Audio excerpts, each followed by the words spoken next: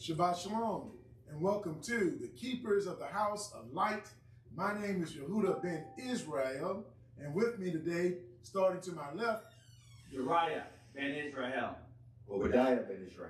Hey, Shabbat Shalom, my brothers. Deacon. Hey, Shabbat Shalom, my elder. Praise Yah. Hey, Shabbat Shalom. Praise Yah. All right. Praise Yah. We are here again with the Keepers of the House of Light. And who are we? The Keepers of the House of Light are brothers dedicated to spreading the truth, love, mercy, and forgiveness of our Father, Yahweh Elohim of hosts, right? Praise Yah. By and through his son, Yeshua the Messiah. Deacon Obadiah, the Lamb of Yahweh, the King of Israel, our Redeemer and Savior, whose name is blessed forever. So, we are here to teach and to proclaim the gospel of Yeshua, who magnifies Yahweh's law and made it honorable, made it righteous. It's already righteous, but he made it honorable. Last week you said perfect. Made it perfect. It is perfect. He made it perfect. Praise I love that. Perfect. He made it perfect. Thank you, my deacon. Praise Yah. See, he made it perfect. And again, we're happy to be here on Yahweh's Shabbat, as you should be happy. And it's a blessing to be in the land of the living, right? Sir. Someone said to me, an older man said to me one time, every day is a good day. Try not showing up for one. Then it's a bad day. I said, well, thank you, my brother. I hope you get the gist what the old man would say. Yes, sir. Because if you don't show up, you're dead. You're dead. You're dead and gone. See, and also what that means is no matter what we're going through, we can make it through. That's right. If we're here in the land of the living. You know what I call that? Life. That's life. It's ups and downs. Yeah. And trouble don't last always. That's right. When we go through things, it's what I had an old man tell me, time, Elder. He said time. His analogy for time was things I must experience. So he said, my brother, you're going to go through a lot. Exactly. And he said it might take you some time to get to where you're trying to go, but it's things you must experience. Yeah. Right. So you appreciate what you and it stuck with me. I'm still learning from that statement. Praise Yah, brother. Never you stop, proceeding, towards your goal. No, you can't stop. Yeah. You're always learning. You said it for the class. I think your wife mentioned, you're always learning. That's right. You're always learning. And you said your father, one of the terms he used, you shared it with us. What was that again? Stay green. Stay green. Yeah. Stay green. Because if you're green, just give me the whole assessment that it's if you a fruit goes through different stages. It's in the green phase is growing. Yeah. Then it gets ripe. After that, it gets rotten. Yeah. So if you stay green, you stay growing. If you get to a point where you grow too much, you get rotten. You won't learn. What you say to that, Deacon? Hey, that is so deep, man, because it entails a lot. I'm looking at on the fleshy side of it. You have to feed your body with all the necessary ingredients, if I put it that, necessary things to keep your body healthy. But now you go back into the spiritual section about it. Right. You have to study the laws and walk in the law, the spiritual things, so you stay spiritual, because we all have to worship the Most High in what? In spirit and in truth. Hallelujah to that, my brother. Praise Yah, my brother. Praise Yah. You did that. You said it in that's a nutshell of what we should be, just being thankful. And just drop the mic. Thank you. We don't have too much to talk about after that. But praise Yah. Today's Sabbath class discussion is entitled Leviticus, the Ways of a Holy People, Part 2. The Ways of a Holy People, Part 2.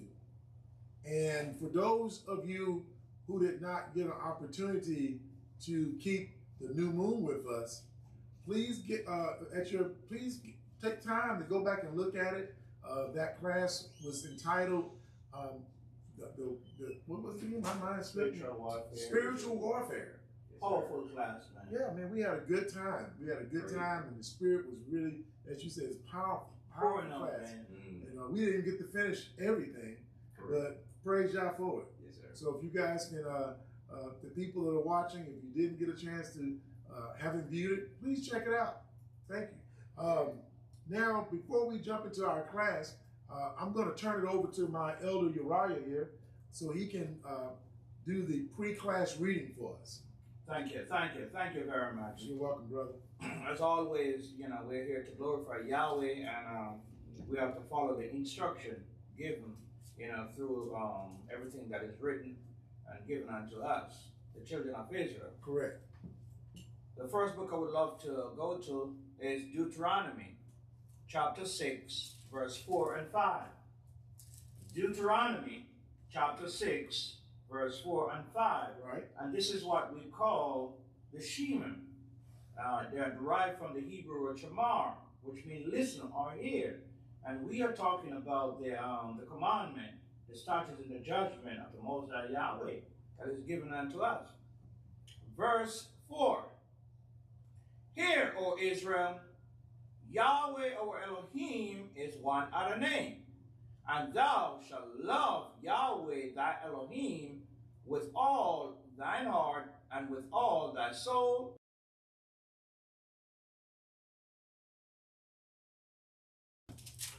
Now let's move to Matthew chapter 18, chapter 22. Forgive me for that error. Matthew chapter 22, verse 34. And this we see where the Messiah himself, Yeshua, magnified the law of Yahweh. And if he magnified the law, and we say we are followers of Yeshua, we also should magnify that law also and make it honorable too. Okay, now. Verse 34. But when the Pharisees had heard that he had put the Sadducees to silence, they were gathered together. Then one of them, which was a lawyer, asked him a question, tempting him and saying, Master, which is the great commandment in the law? Yeshua said unto him, Thou shalt love Yahweh thy Elohim with all thine heart, and with all thy soul, and with all thy mind. This is the first and great commandment. And the second is like unto it.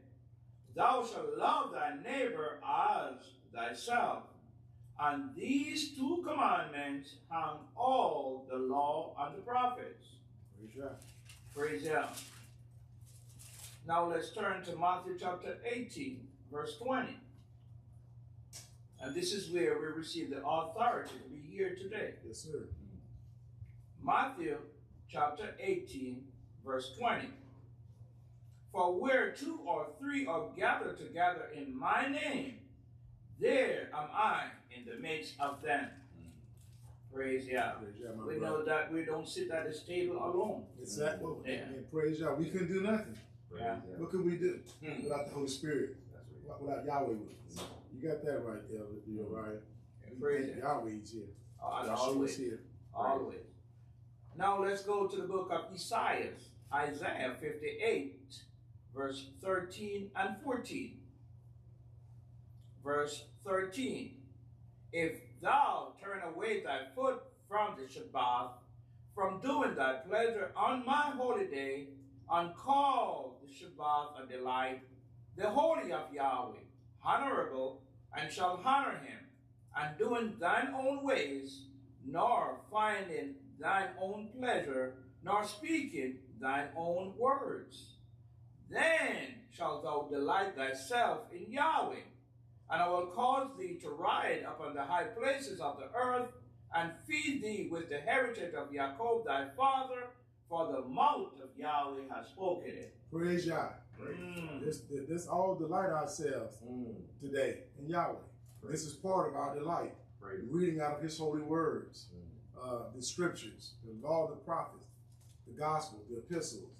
And it is a delight. Yes, sir. When you have the honor and the privilege to be at this table for us to, to reason out of the book, to edify each other, because we're learning believe me, we are learning all the time. As we go along, the Spirit reveals things. I didn't see that. Different perspectives. You know, when we're off the air, you know, we can talk. Oh, I didn't see something. Oh, I didn't know about that. You can't know everything. So another brother can share something with you. You know, a sister can share something with you.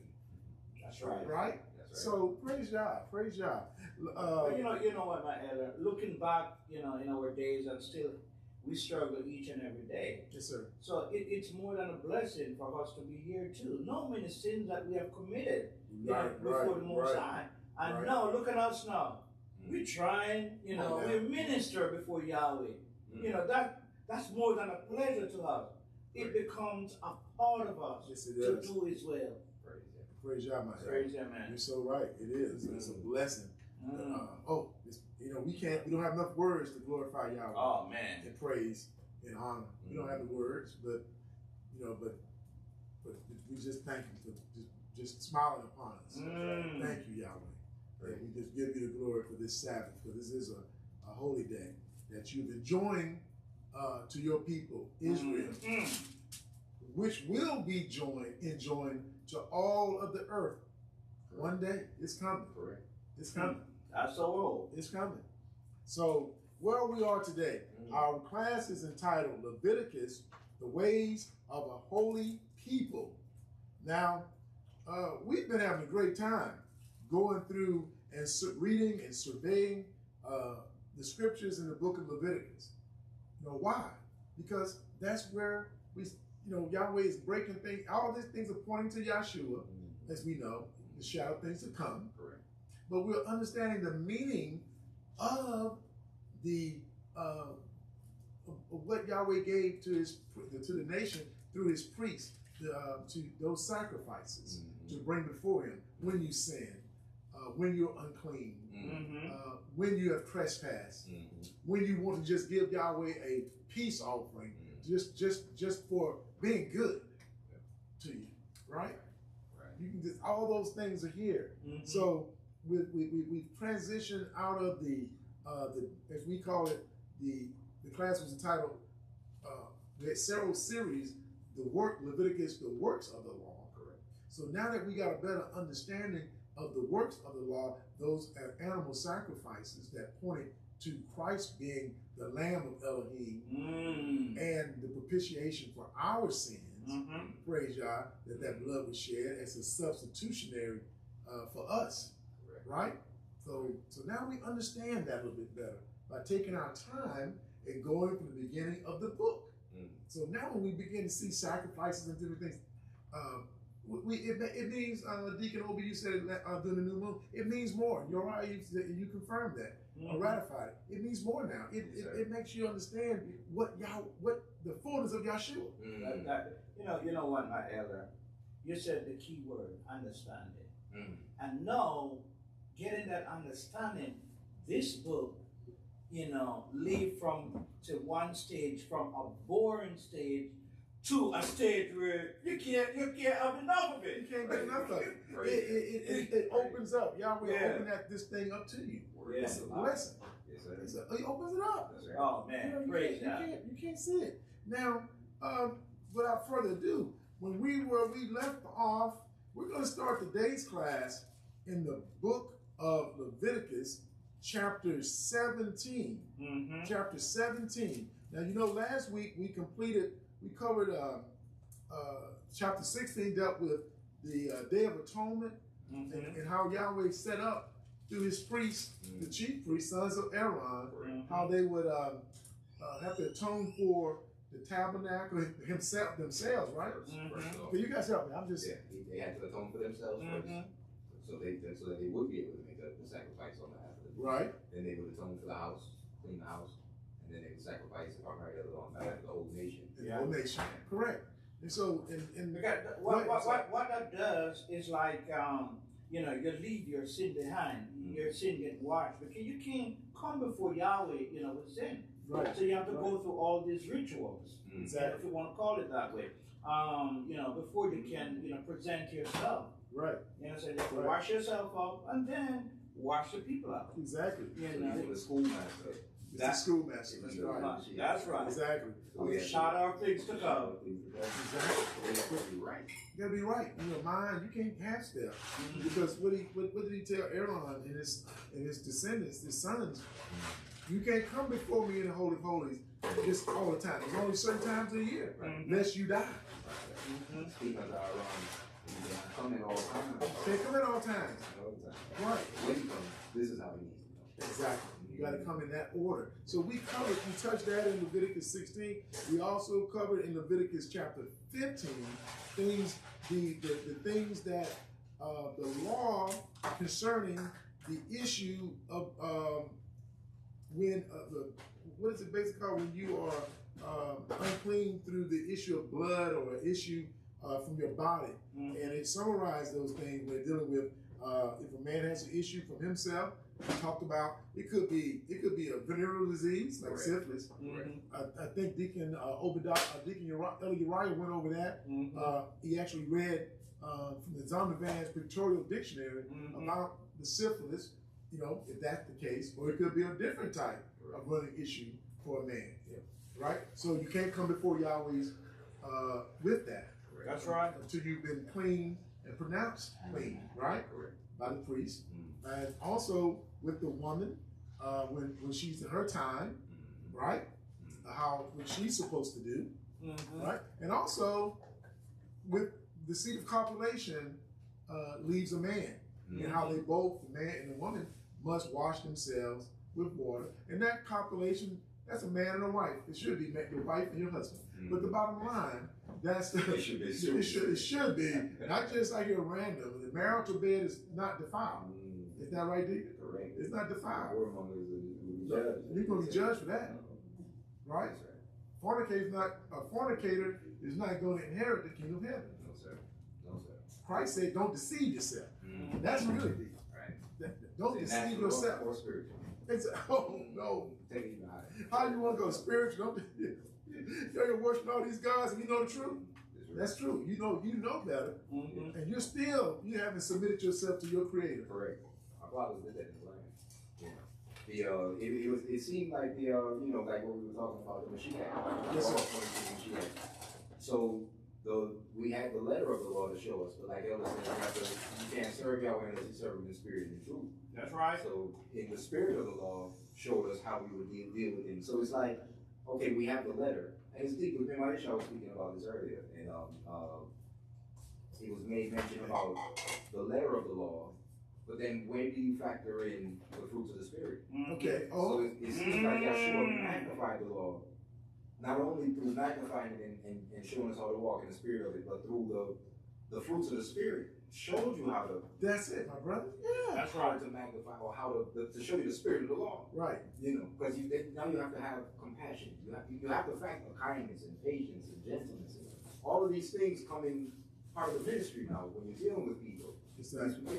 But you're so right, because it's kind of like Yahshua, he did not leave us comfortless. So he left us these words from his disciples, his apostles, his words, and the Holy Spirit, the Spirit of truth. So it's kind of like we still have a schoolmaster, but with Yahshua, but toward perfection now. Correct. So he's our teacher, right? So it's not just the law, it's our schoolmaster, but now we got the Holy Spirit, we got the Mashiach, the fulfillment of the law. So we always use this example. He said, I've not come to destroy the law, but to fulfill. So he filled it up. The law was perfect. It wasn't perfect because we couldn't walk in it perfectly. So it was halfway. But now this is the cup. This is what Yahshua has done. He's filled the cup with his spirit. Now it's a spiritual thing. The law's still there, but now you got to walk in the spirit of it. Man, so it's great. Like Saul. I'm gonna take a sip right now. Yeah, praise God. Thank you. The Saul magnified that or spoke on that in 1 Corinthians. That's right. Chapter 14. Okay. Right. 13 rather. Okay. You want to go there? Yeah, go. You sure can, Deacon. As long as the captain don't say nothing to you. Captain, you're right. Where we at? He said, don't call me captain. You're right. He will be incognito. Hey, man, I'm not saying anything to that. Okay, that's okay. Guys, your brothers are filled with the Spirit of the Most High. Oh man, praise God, man. Yahweh get that glory. Praise God. Praise God. I'm glad to be with you, brothers. That's why we are here, man. So where are we going now? So chapter 13, 1 Corinthians chapter 13. Okay. And so this is what I was receiving with that, how Saul dealt with the letter of the law, and then the letter of the law without the fruits of the Spirit, or the Spirit of the law. Yeah, here it is. Right? Yes, So sir. I see what you got here. Go He ahead. said, though I speak with the tongues of angels of men, or with the tongues of men and of angels, and have not love, I am become as sounding brass or a tinkling cymbal. So that word charity actually means love. The translation should have been love, right? Yes, sir. And though I have the gift of prophecy and understand all mysteries and all knowledge, and though I have all faith, so that I could remove mountains, and have not love or charity, I am nothing. And though I bestow all my goods to feed the poor, which is according to the law, okay, right? Open your hand wide to your brothers, right? And though I give my body to be burned and have not love, it still profits me nothing. It says, love suffereth long and is kind. So now the fruits of the Spirit start becoming intermingled into it. Okay. I'm sorry, No, you go ahead, my brother. Teach. Love suffereth long and is kind. Love envieth not. Love vaunteth not itself, is not puffed up, does not behave itself unseemly, seeketh not her own, is not easily provoked, thinketh no evil, rejoices not in iniquity, but rejoices in the truth, beareth all things. Now this, you can't teach this in the law. The law goes to an extent, but Yahshua showed them, where's your mercy? Where's your, like, the fruits of the Spirit are magnified through this, the Spirit of the law. That's what I received from it. Man, continue to read, bro. Wrap it. That's deep. I'm loving this because we get so caught up in these Hebrewisms of how, I'm a Jew, I'm a Messianic Jew, I keep the Shabbat, I do all these things, but now you're seeing it's another level. I think, as you said, Yaakov has said once, it's another verse that we haven't learned yet. This is what he's trying to teach us, love. Yes, sir. That's what I received from it. Okay, you gonna keep reading? Yeah. Because now we don't want you to stop. I'm looking at you right. So beareth all things, believeth all things, hopeth all things, endureth all things. Love never fails. But whether they be prophecies, they shall fail. Okay. Whether they be tongues, they shall cease. Whether there be knowledge, it shall vanish away. Of course. And then it says, for we know in part, and we prophesy in part. Right. But when that which is perfect is come, then that which is in part shall be done away. So who's that perfect when that returns? Yahshua. That's Yahshua. But that's right. You know, in this little chapter 13, you know, we spoke about love, charity, love. You know, it should be love. But what is love? Keeping of the law, keeping of the commandments. Okay, because a lot of people don't realize that love is just not looking, I love that. I love that. No, there's more to that word. This is what it's showing us right here. That this is the fruits of the Spirit. It's keeping the law, but that the Spirit of the law is what we're talking about right here. That's right. You're right. Yeah, we got to keep the command. We got to keep the Shabbat. That's right. Through the grace of Yahweh. It's like you said, that schoolmaster is still there. Schoolmaster, it's still there. You filled it up. Yeah, it's the Spirit, right? Yeah, He's saying, what if you can know everything in this book, like you just read, bro? He said you can have the tongues of male angels. You ain't got love, you just talking. You got prophecy. You can know this book backward and forward. Yeah. But if you ain't got love, you're lacking. You're wanting in some way. That's so right. You're right. We have to know the law. That is love. Crazy. But now it's perfected now in Yahshua HaMashiach. That's right. Yeah. Now you know how to deal with it. So now if I'm offended by you, Yahshua has taught me, I don't just go to bring a trespass offering because he is that offering now. Yeah. I have to leave my sacrifice before I even go through with my sacrifice. Yahshua teaches us, leave that gift, that sacrifice at the altar. That's right. Go and reconcile with your brother or your sister if you know y'all got a problem. Once you reconcile, then you come back. You're justified now. That's right. Before Yahweh. Great. So man, you're right. We have to start, see, that's why I said, I use that term Hebrewisms. We don't learn. Yes, we in the truth. We know who we are now. Yeah. But it's more than just going through the motions. You have to take it a step further. Yeah, go a step further. And this is what Paul praised. Yahweh gave that brother a spirit and knowledge to just break this stuff down so we can understand what he's saying. But go ahead, brother. I'm sorry, Elder Uriah. Go ahead. I think you were saying something. I jumped in on your comment. No, I just jumped in there, man. Yeah, that is so important, man. I mean, you just laid out. You know, how can we say we love Yahweh and not even love our brother? Can't stand it. That doesn't sound right. So you know, you have to apply these words. You know, as Yahweh has given them to you. Exactly, because you're not going to win. We talk about spiritual warfare this past new moon. See, these are all part of your armor as well. That's right. That's right. This is part of your armor. It doesn't seem like it's a weapon. It is a or a tool, but it's a tool. It's a weapon. It's definitely a weapon and a tool to help you. What is it? Do not overcome. Don't kind of overcome evil. What is it? With evil. With evil. Overcome evil with good.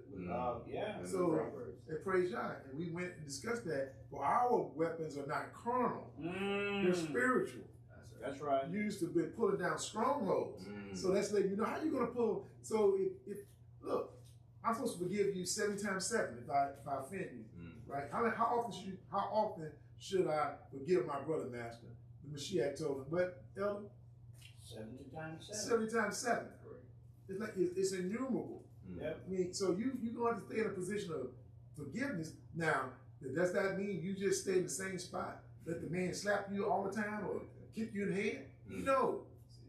That means you don't hold that grudge. You have forgiven him. You work certain things out. But we're human beings. Sometimes relationships, after you do certain things, relationships change. Yeah. Right? And now, see, that's how you got to be going back to this here. Don't be puffed up. Don't be, showing that love. But so, Elder, Deacon, go ahead and continue with this because we can sit here and spend the next 3 hours on this, the love. So continue, break that down, brother. Where were you? Using 1 Corinthians, I think, chapter 13. We were wrapping up. We were at verse 10. But when that which is perfect is come, then that which is in part shall be done away. Right. When I was a child, I spake as a child. I understood as a child. I thought as a child. But when I became a man, I put away childish things. But for now we see through a glass, darkly, but then face to face. Now I know in part, but then shall I know even also as I am known. And now abideth faith, hope, love, these 3. But the greatest of these is love. Praise Yahweh for that love. Praise Yahweh for that, brother. And I got marked in my Bible, weightier matters of the law. You got it right here in the book. So now, Uriah and I were speaking this morning briefly, and when you say weightier matters of the law, when we briefly went to Matthew 5. We're not going to. We can all go there. Matthew 5. I think that was something. As you recall, Elder Uriah, we spoke in chapter 17, and this is very important. Elder Uriah, would you read that verse 17? Just that one. No, go to 2, 17 to 18. Okay. We talked about this. Okay. To 19. 17 to 19. Let's take it to 20. Okay. All right. The chapter. Yeah. Go ahead, Captain. Matthew chapter 5, verse 17. Think not that I am come to destroy the law or the prophets. I am not come to destroy, but to fulfill. See, a cup full of the Holy Spirit. Everything now has been made perfect through Christ Yeshua. Praise Yah, man. Verse 18. For verily I say unto you, till heaven and earth pass, one jot or one tittle shall in no wise pass from the law till all be fulfilled. Okay.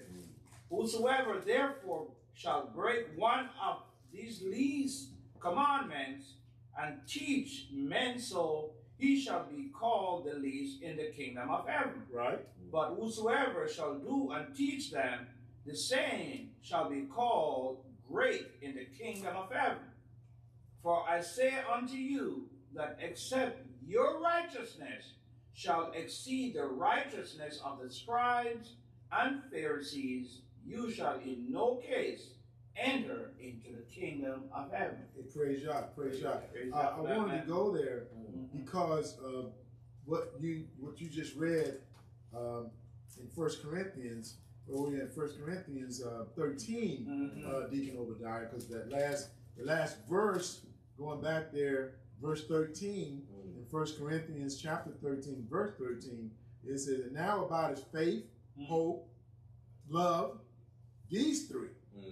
But the greatest of these is charity, love, right? Yes, we said the weightier of the matters of the law. Now look at this. In verse 19, the Mashiach says, whosoever therefore shall break one of the least commandments. Correct. Now that's what it's speaking about, the least commandments. And shall teach men so, right? To what? Break the least commandments. He shall be called the least in the kingdom of heaven. Now I want to add some language here from that sentence. It says, but whosoever shall do and teach them to keep the least of the commandments, right? The same shall be called great in the kingdom of heaven. So go ahead, dude. So when I saw that, and you and I, now when I looked at that, and when you sparked my mind, the Spirit sparked my mind again to that conversation earlier, the least. So Yahshua told you, yes, you've done these things. You do tithe the least, the mint and cumin. Yeah, you do that. But you omitted the weightier matters of the law. You know, mercy, judgment, and faith. These you should have done. Go ahead, say it. Yeah, let the others off. Right. Undone. Yeah. Correct. So now we have to understand that Yahshua is telling you there's some law that he's saying, hey, it's more important. These things. So there can be some stuff, you know, they're the law. It's important to keep it, but there's some weightier things. You feel me? Of this law. But if it's the law, teach it. Teach it. Correct. Don't play games with Yahweh's law. That's all I'm saying. Yeah. So you know, they can say don't wear the fringe. Well, it's the law though, right? Yeah. We got to start thinking about that. Correct. I don't care. Yeah, we can go through all those machinations, but it may be the least law, right? Because there's no judgment unto it, right? That we know of. Correct. It's outside of breaking it, you just broke it. But there's nothing Yahweh says this is going to happen to you. You can still repent. You can still get things right. Correct. But wouldn't that be in the category of a least? You can say that. You can say that, my elder. You can say that, my elder. Yeah. Well, you know, the way I look at it. Or is there other things that fit that too? Yeah. I'm just looking at it. You know, I mean, seeing, you know, your other brother wear fringes, looking at it that way, you can know that, hey, you know what? Whether he is not a righteous man or not, you're going to look at that brother, you know what? He's practicing righteousness. So you're going to go, you can go over to him and say, you know something? If you're in problem, you can go to him. He can give you a few words. But guess how that? But what we just read in 1 Corinthians 13 checks you, because when you're looking at him saying, "Well, you don't know this and this," but you don't know that brother's works. You don't know what he's about. Yeah. You haven't seen his fruit. That's right. Come from him. He may have love in him. He's doing things according, like you just said, he has. He's walking. He's trying to be righteous. Correct. He's trying to walk as much as he can in the righteousness. That's right. For all you know. That's right. For all we may know. I'm just saying. I can't fault him for wearing them. No. Right. Me seeing him wearing them, it might spark something where I said, well, let me go talk. That brother might know. Let me talk with him. Yeah. But what's that about? Yeah. Right. That's right. Not that he's trying to get some glory for himself. Yeah. But I'm glad you took us here to 1 Corinthians 13, because again, it's about love. These are the things that we need to show. This is what you said, Uriah. We can't legislate, or you can't teach somebody. You can keep the law, but we can't. Yahweh got to put that in you. He got to deal with that heart you got. He got to circumcise your heart. That's right. He got to take that stony thing out of you, so you can be sitting up in here every Shabbat. I don't care about that going through the motion. Some of you, we're not trying to offend people, but we know some people going through the motions. That's right. At this point. They've religialized Yahweh's truth now. They've been in circumstances where they feel, I got to do this, I got to do that. Well, how about just read? You know, how about just read? I'm so, you know, I'm sorry, but let's just read for a change. Let's take our time, read and see what the Spirit is speaking to us. Go somewhere where you can sit and learn this word. Because That's right right. there, when you read that, what you just read, how are you going to contend with that? Yahshua didn't say, keep all these laws. He said, look, man, I know you're not going to be able to do it. Because you got to, I'm here for that. But be careful.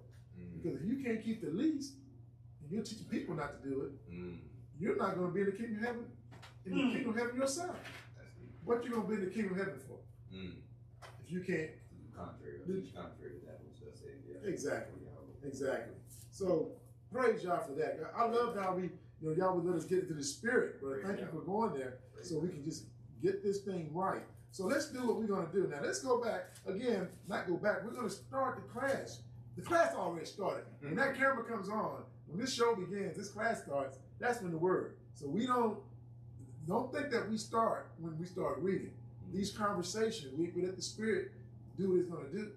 We're not scripted. Okay, we're not following the script.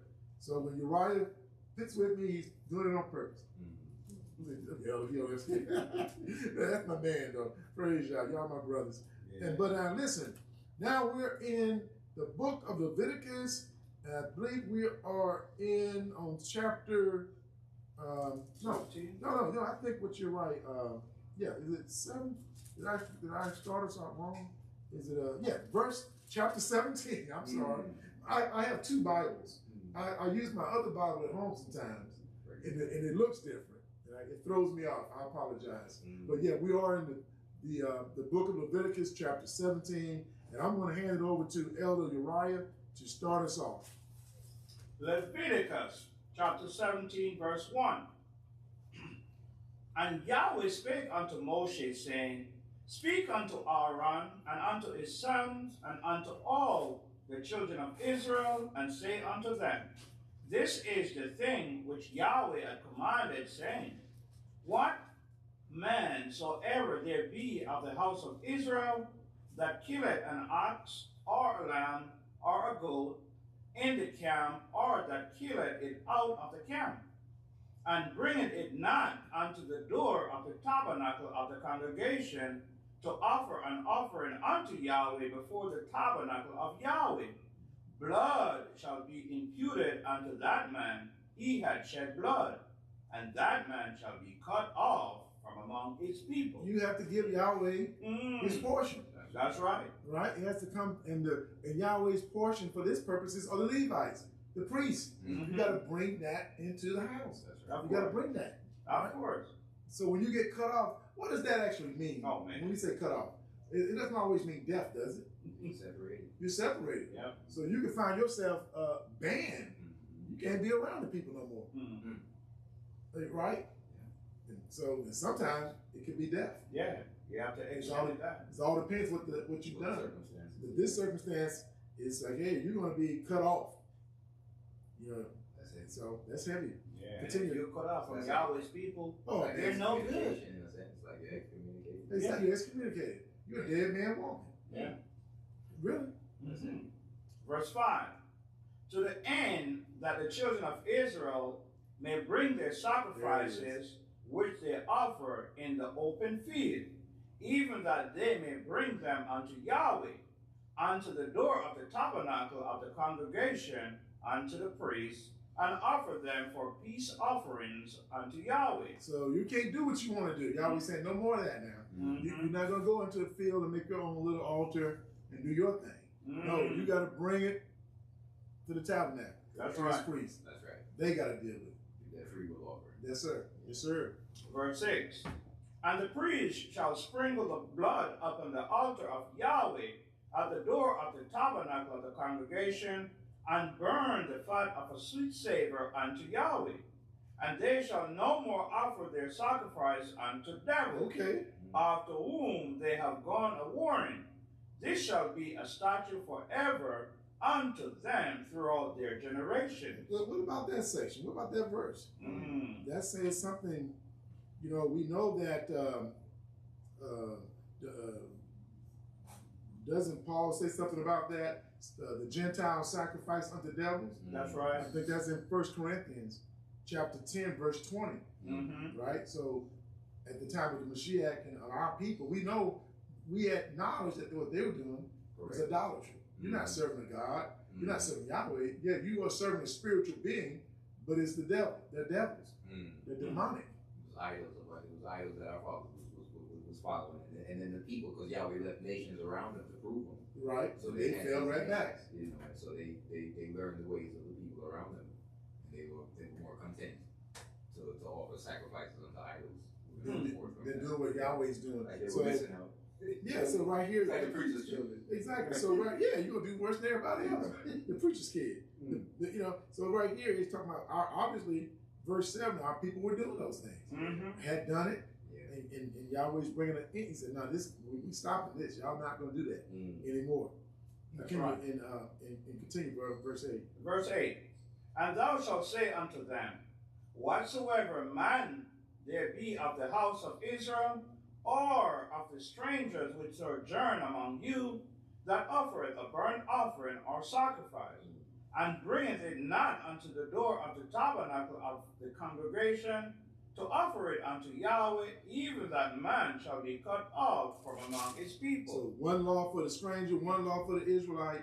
You're not going to freestyle before Yahweh. He said, no more freestyle. You can't go out there in that field, because I know it's not going to happen anymore. So was he saying to the people that they could not kill an animal and eat the animal? But the people they were making a sacrifice, like you said, an altar out wheresoever it was that they called this in there. Right. So was he saying it was wrong for them to kill an animal and eat it? They were offered. The problem was what they were doing. The sacrifice was wrong. You got to follow the law. You can't. I'm not accepting that sacrifice.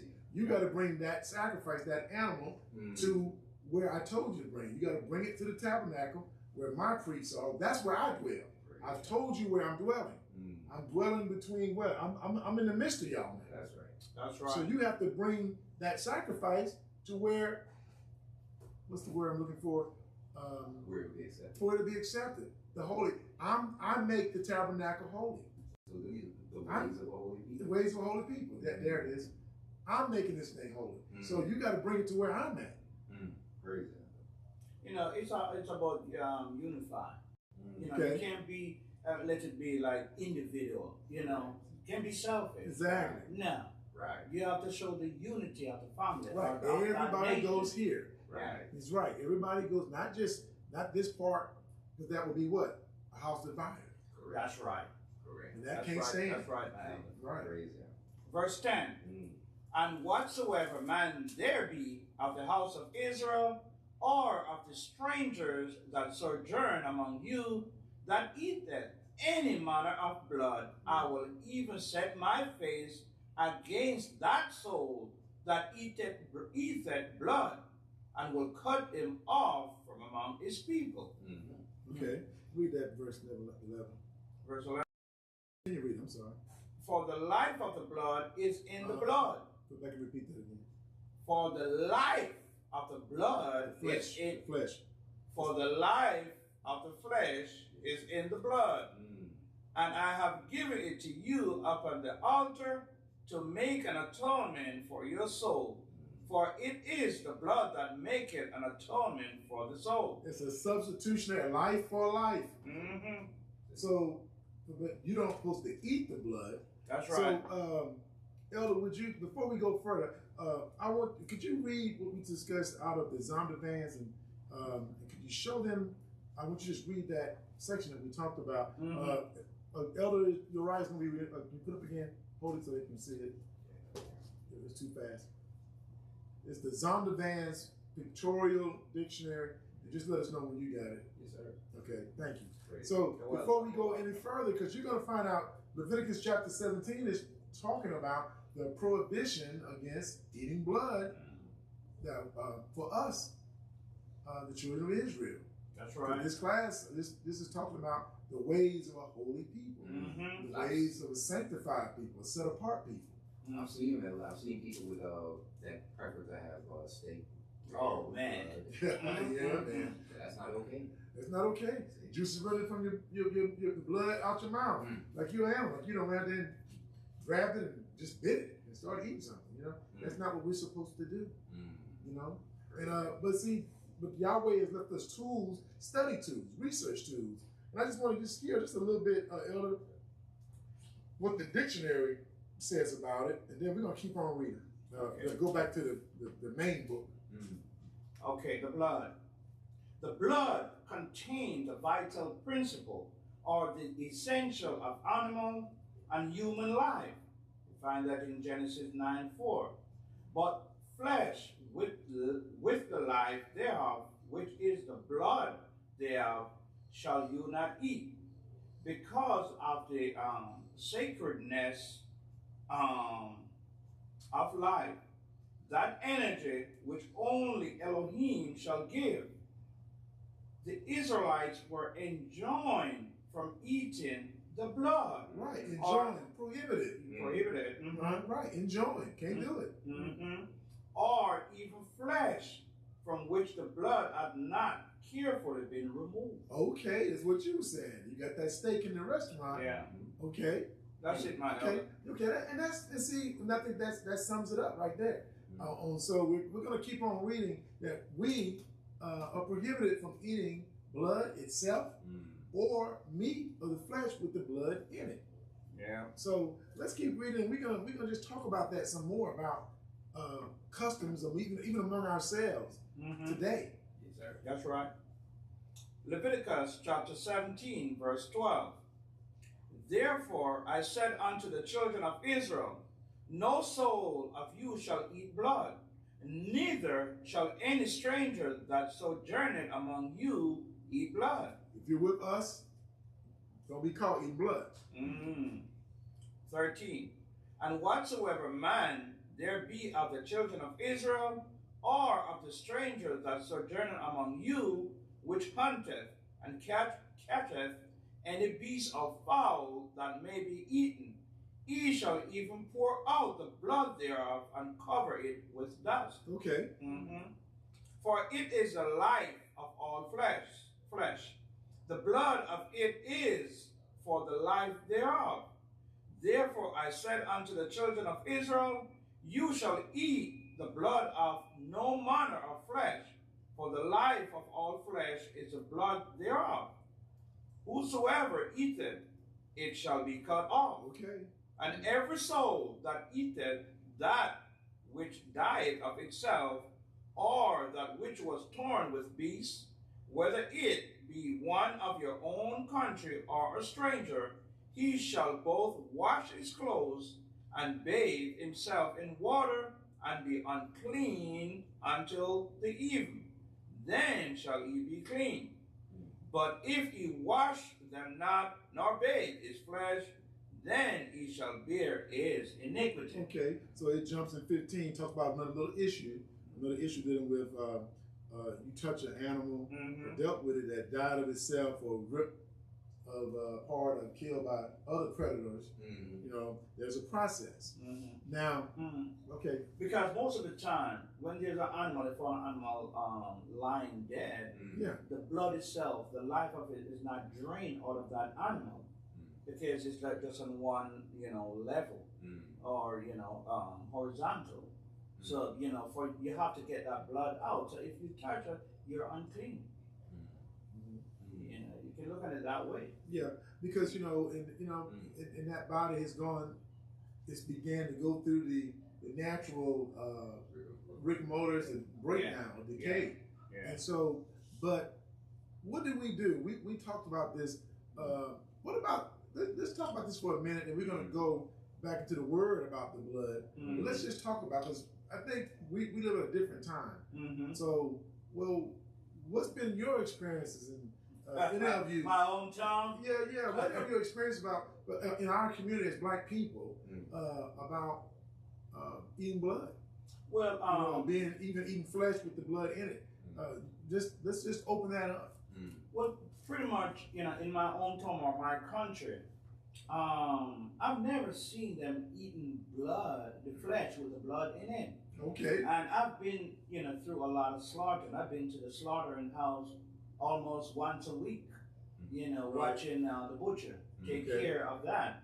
And there's a way you have to pretty much hang that animal you know, with its head pointed toward the earth. Correct. Where when the animal has been killed, the head or the neck been slashed, then all the blood, you know, drain, or most of the blood going to drain out of that animal. To the ground. To the ground. Just read, right? Yeah. Okay. Because you have to get rid of that blood out of Right. it. Because a lot of things, you can be health while you can be affected by eating that flesh with the blood. So you mean y'all don't get the blood, get you a nice cup of blood and warm it up, heat it up as a hot toddy, and drink it in your country? Where you boil your country nativity, y'all don't do that? That's not, okay. So even though at first we didn't know that we were the children of Israel back home, Right. we were practicing this ritual, didn't realize that we are the children of Israel. And that's so amazing. Right. You know, because the custom that we inherit from our forefathers was right there. Able to maintain that.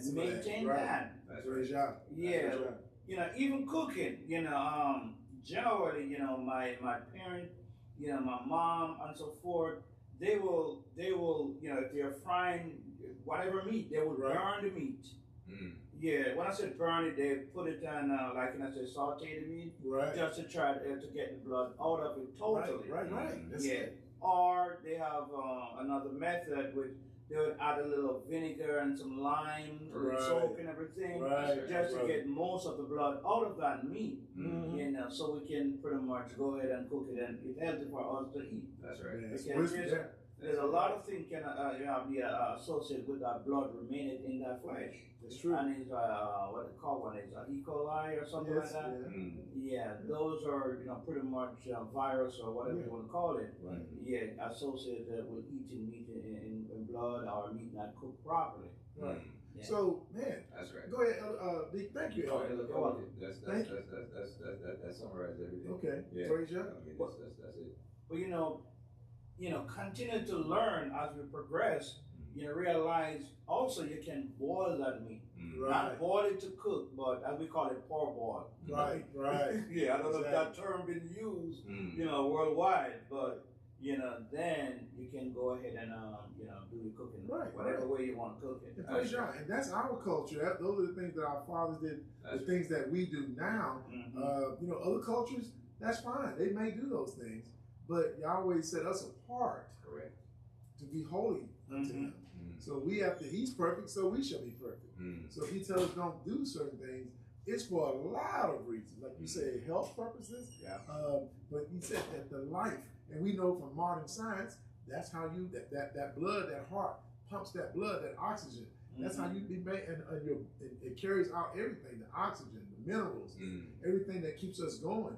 So it's kind of funny because, you know, when we think about, when we said earlier about Yahweh spoke that, when He first said, let there be light, we said this and discussed this in the very beginning. That wasn't the sun. What was it? Was the law. It was the law. So that was the light. That Yahweh got all His creation is within law. And He laid it out. Right? So before we go any further, now we know we just read the law, but you referenced it as you were reading in Zondervan's. Deacon Obadiah, just go to Genesis 9 and let's look at verses 1 through 4. And we're going to see what Noah is doing. Now, this is the time of Noah, right? And everybody's been, Yahweh has purged humanity, with the exception of Noah, the 3 sons, their wives, and his wife. So, okay, but before that, the law was still in the earth. The Yahweh's law is still in the earth, right? That's right. That's right. Let's see what is going to become in this new age. Just begin with Noah and his sons. What do they say about the prohibition about blood? How far down is it going? Let's go to 1 through 4, I think. I think. Right. 1 through 4. Let me get to the section. Go ahead, my brother. You take your time. Just keep it down as far as you want to go. Maybe I cut you off too soon. Yeah, I went through 1 through 4, but you can go down. But the 6 is going to talk about the shedding of a man's blood. But continue though. Yeah. Genesis chapter 9, verse 1. And Elohim blessed Noah and his sons, and said unto him, be fruitful and multiply, and replenish the earth. And the fear of you and the dread of you shall be upon every beast of the earth, and upon every fowl of the air, and upon all that moveth upon the earth, and upon all the fishes of the sea, into your hand are they delivered. So man has dominion of Yahweh's creation. That's right. Still has dominion. Right? Praise God. Verse 3, every moving thing that liveth shall be meat for you, even as the green herb have I given you all things. But flesh with the life thereof, which is the blood thereof, shall you not eat. Okay, there it is. That's right. Book of Genesis. That's right. Now we just see Yahweh through his chosen people. They don't like us saying that because everybody, they don't want us to have that position. But he chose us. We didn't choose Yahweh. That's right. So that is correct. So when we see this, when we read this, Yahweh reduced in writing. He gave the law now to Israel. Now it's written. We just read the written law, part of it in Leviticus 17. Right? Correct. But this was given. This goes way back. Way back. Way back. That's right. About that blood. So this was given to humanity. See what we just seen here? That's right. This law was not just given to Israel in the beginning. All men were given this. All the nations. Noah and his 3 sons, Japheth, Shem, and Ham. Correct. But what happened? They got into their own things. So how could this be when Yahweh says this? And then all of a sudden, all the nations do what they want to do. Give me a juicy steak. Well, he separated his children. Yeah, he separated. He said, you be you holy, Right. for I am holy. Correct. But he didn't say that to no other nation. That's true. But wasn't this law? But when we look at that time when they, particularly when they did what Nimrod them, before we get there, they all knew. Correct. They all knew. That's right. We're gonna give see, and I think Paul talks about that in Romans. Is that Romans 1? Okay, if you finish that up, let's stop there. Go to Romans 1. Okay. Let's just kind of hold, and let's see, because they're going back to that. Man knew, right? Man knew. We're talking about not particularly where we are. We're after the deluge. We're the people after the flood, right? So the descendants of these people knew. But right? You're right. At some point. Now, I'm not saying they kept it. They all knew. They all knew. That's right. So if you can go there for me, Deacon. Romans 1. Yeah, 1. Yeah, I believe it's 1. And is it Romans 1? Let me make sure I'm in the right. No, my brother. Acts chapter 1. I'm so sorry. No problem. So sorry. Acts, the book of Acts, because Paul gets home. And see, this is why we have to be very careful of how we do things. Am I reading right? I may be reading wrong, brothers. I might have to help me. Did I do the wrong thing here? Because Paul talks about this, and we know he talks about it. Let's just make sure. Give me 1 second. I may have been. I did. I was right the first time. Yeah. It is Romans 1. Okay. In Romans 1, I'm sorry, people. Romans 1, verse 19. And we'll go from there. 19. Yes, Romans chapter 1, verse 19. Verse 19. Because that which may be known of Elohim is manifest in them, for Elohim has showed it unto them. For the invisible things of him from the creation of the world are clearly seen, being understood by the things that are made, even his eternal power and Godhead, so that they are without excuse. See? Go ahead. Because that when they knew Elohim, they glorified him not as Elohim. Okay. Right. Neither were thankful, but became vain in their imaginations, and their foolish heart was darkened.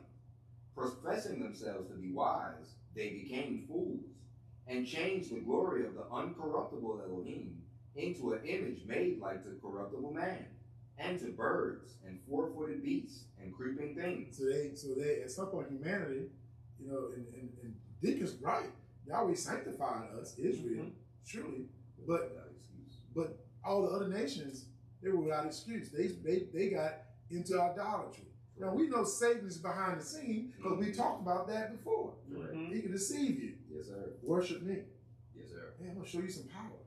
Oh, we got some new God. We call him Malak. What's his name? Murdoch. Or something. Molech. Something like that. Right? But continue.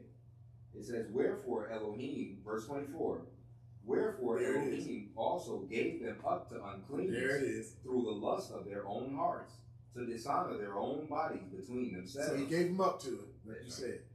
Right? Yes, sir. Because we know we get to Deuteronomy, I think it's in Deuteronomy somewhere where Yahweh, he clearly says, hey, I gave the nations Worship the host of heaven. a host of heaven. That's right. But not so to you. That's right. I gave them that. So this is consistent with That's that. it. It's Paul is saying Praise something. that. Yes, Yeah, sir. go ahead. Praise that.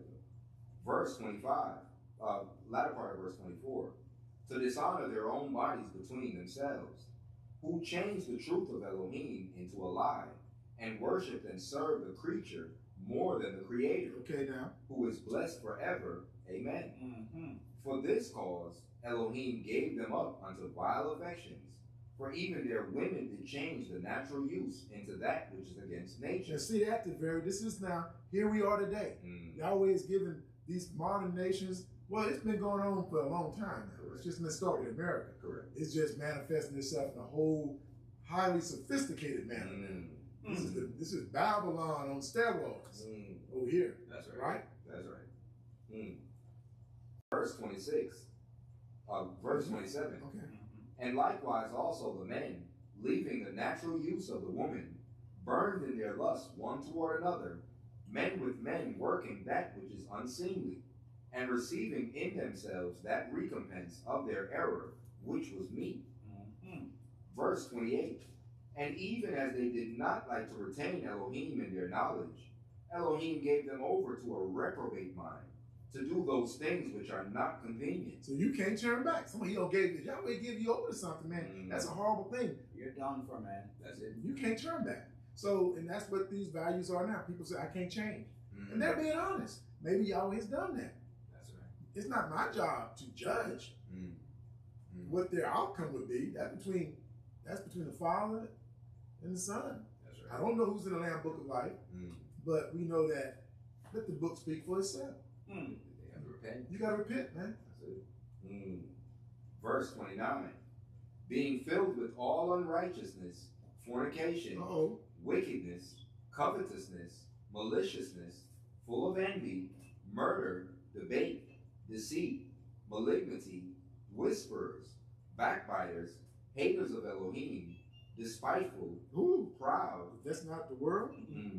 boasters, inventors of evil things, disobedient to parents, without understanding, covenant breakers, without natural affection, implacable, unmerciful, who knowing the judgment of Elohim, that they which commit such things are worthy of death, not only do the same, but have pleasure in them that do them. See there?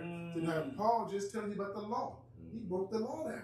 So that but my point was trying to show that even going back, we read in Genesis 9 about Noah and his son, we have to don't eat the blood. But that was speaking ultimately with all the nations. We have to assume that those sons came out of that we all came out of one of those three brothers. That's right. That's all I'm saying. Yeah, that's the point. And at some point that law was there, and everything was about They were understand. all taught these things. And they all taught these things. Correct.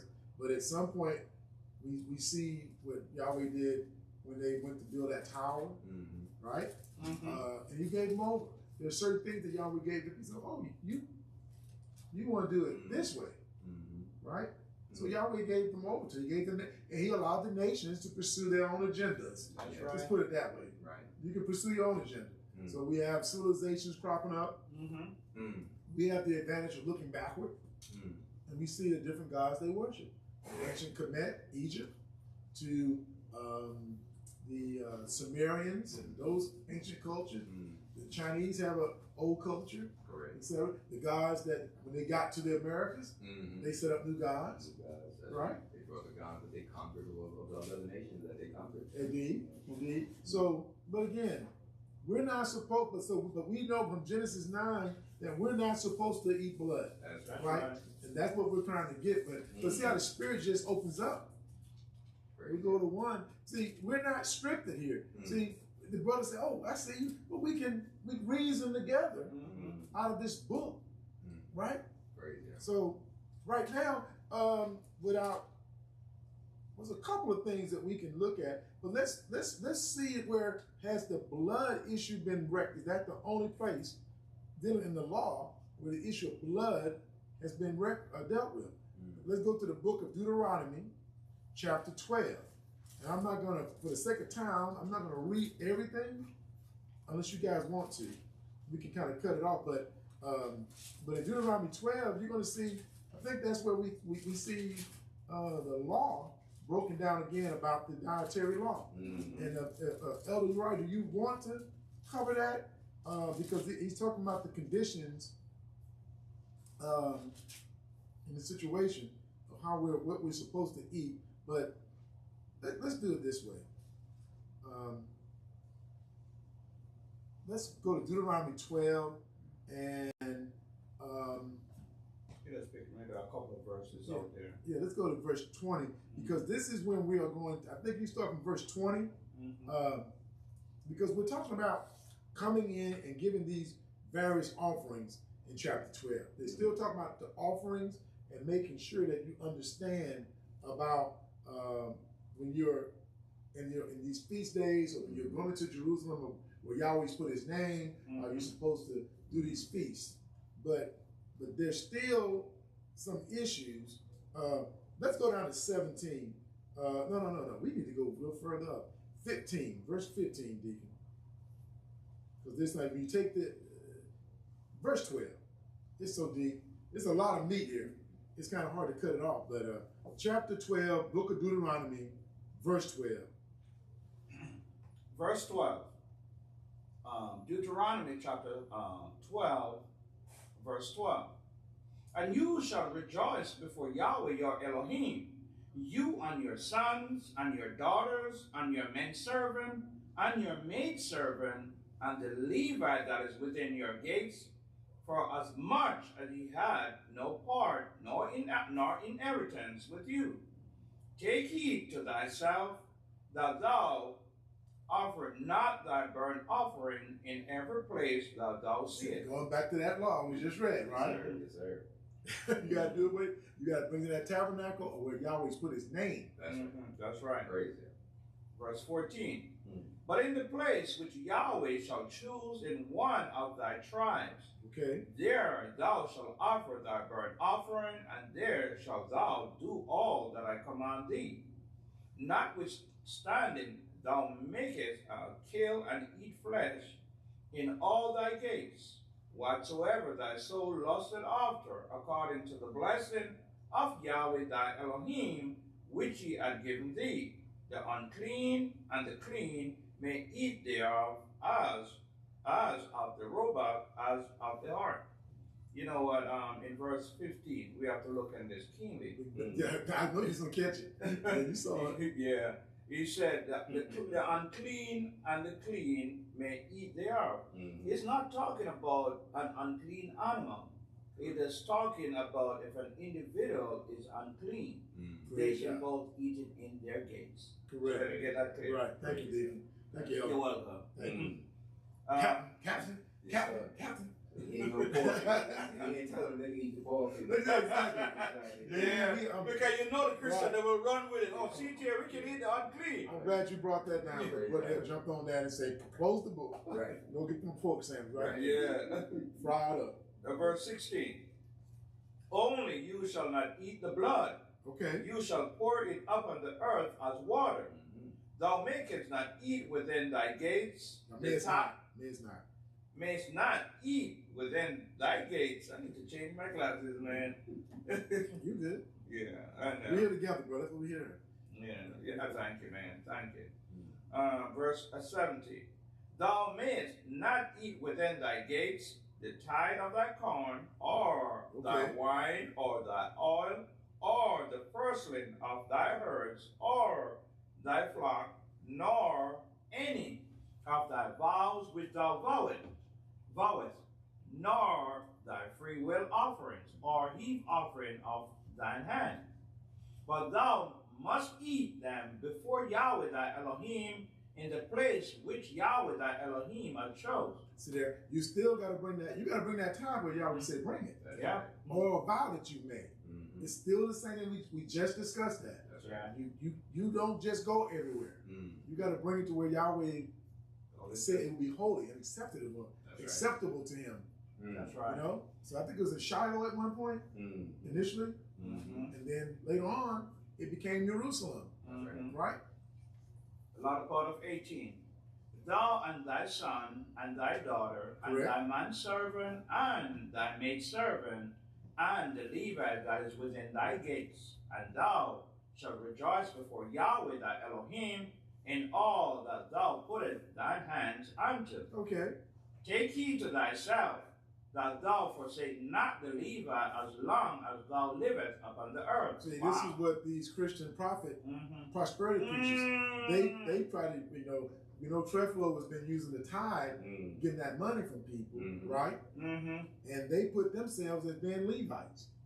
Pay the tithe. I'm a Levite, but they didn't say it. But that's what they're acting. The law is applying to them. It's applying to the Levite because we just read he had no portion in the land with them. That's right. Oh, Yahweh's their portion. So he's supposed to look after Yahweh's priests and Levites because they do the work of Yahweh all the time. That's right. Right? So it's nothing to do with Christianity and Christian preachers and others, whoever they may be, lining their pockets with your hard-earned money. But if you want to give them the tithe of your 10% of your money, that's on you. But he's talking about what we just read about the animals, the livestock, and different things here. Right? In 17. Yeah. Elder just read it. Thou mayest not eat within thy gates the tithe of thy corn, or of thy wine, or of thy oil, or the firstlings of the herds, or of thy flock, nor any of thy vows which thou vowest, nor thy free will offerings, or heave offering of thy hand, or money from your checking account. Is that in there? I didn't see that. What book you got? Money from your paycheck. I didn't see that one. Wait a minute, that's it. It got to be in there somewhere. That's King James? Money you just won in Vegas. You want to give a cut of that? Money you won shooting crap. You know what I'm saying? It ain't about money, right? No. So now, if you want, brother, listen, elder, if you want to give me your money, that's up to you. Do it. We're not asking for your money. We don't need that. Yahweh take care of us. But praise Yah. You know what I mean? But don't be a sucker all your life. How long will you be simple, Israel? That's right. Are you going to be simple forever? Forever, ever? Come on, man. I'm Step up. Man, he tells us to do that. He said be a fool, be stupid. Don't be foolish. See, we don't want to call anybody a fool, but don't be foolish. Don't act like, we're Jews. We're not Jewish. Correct. So you can act like you're Jewish, but don't mean you're a Jew. That's right. Just drop that little pearl out there. Right. Go ahead, Elder. Praise what were you saying? Were you reading? So 19, because they'll go to Malachi 3 and 4 somewhere. Malachi 3. And say, Shalom. What? What now? Yeah. So man, you can't speak in the mic. Sometimes your word. So man, love God.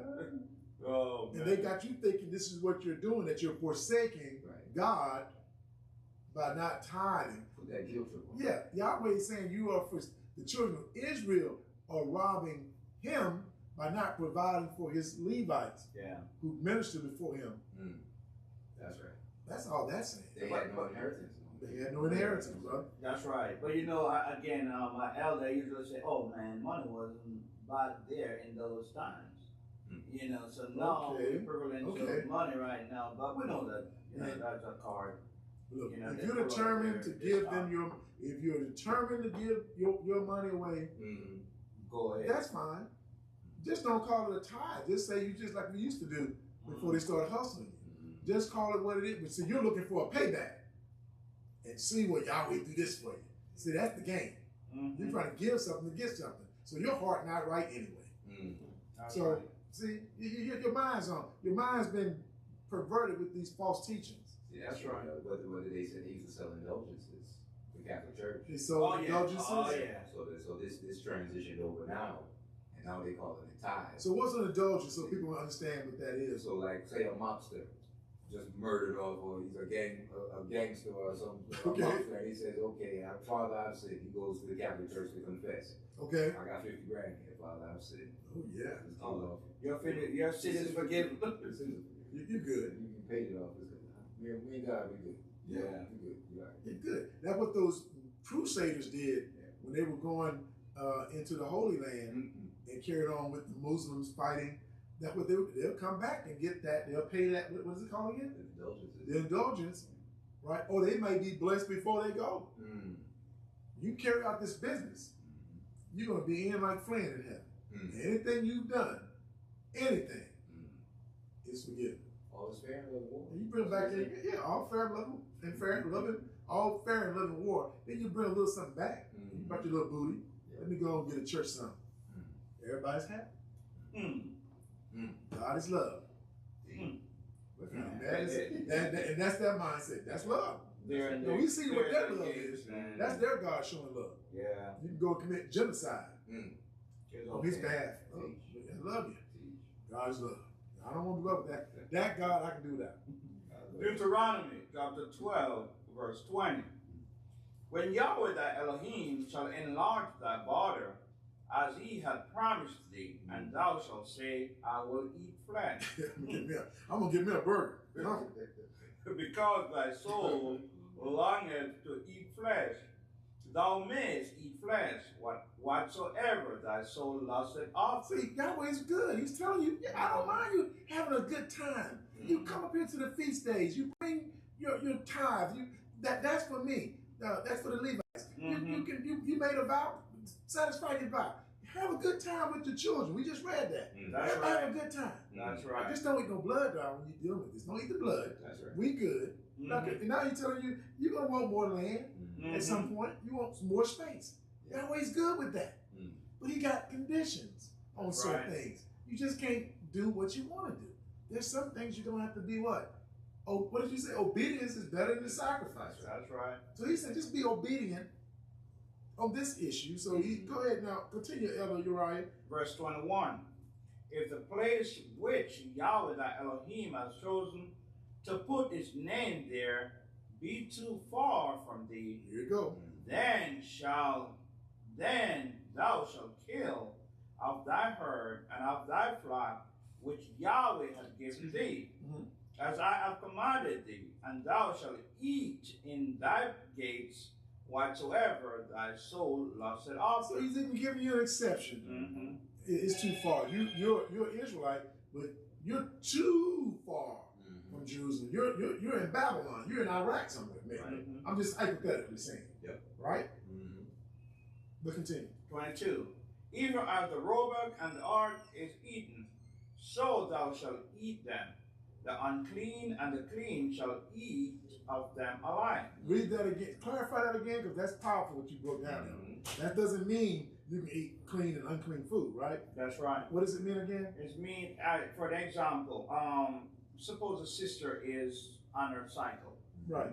She's unclean, or if a man should go out there and touch a dead carcass, he's going to be unclean. You can't go into the sanctuary. You have to stay home. Right. So, but you have given, us permission to eat at your house. Right. The clean meat. There you go. Thank you. Verse 23. Only be sure that thou eat not the blood, for the blood is the life. And thou mayest not eat the life with the flesh. Thou shalt not eat it. Thou shalt pour it upon the earth as water.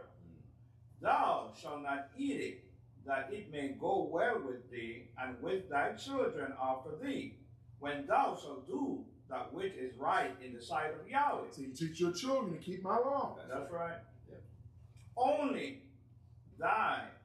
things which thou hast and thy vows thou shalt take, and go unto the place which Yahweh shall choose. And thou shalt offer thy burnt offerings, the flesh and the blood, upon the altar of Yahweh thy Elohim. And the blood of thy sacrifice shall be poured out upon the altar of Yahweh thy Elohim, and thou shalt eat the flesh. Observe and hear all these words which I observe and hear all these words which I command thee, that it may go well with thee, and with thy children after thee forever. When thou dost that which is good and right in the sight of Yahweh thy Elohim, when Yahweh thy Elohim shall cut off the nation from before thee, whether thou goest to possess them, and thou succeed them, and dwellest in their land. Take heed to thyself, that thou be not snared by following them, after they be destroyed from before thee, and thou, let me read it again, that last part.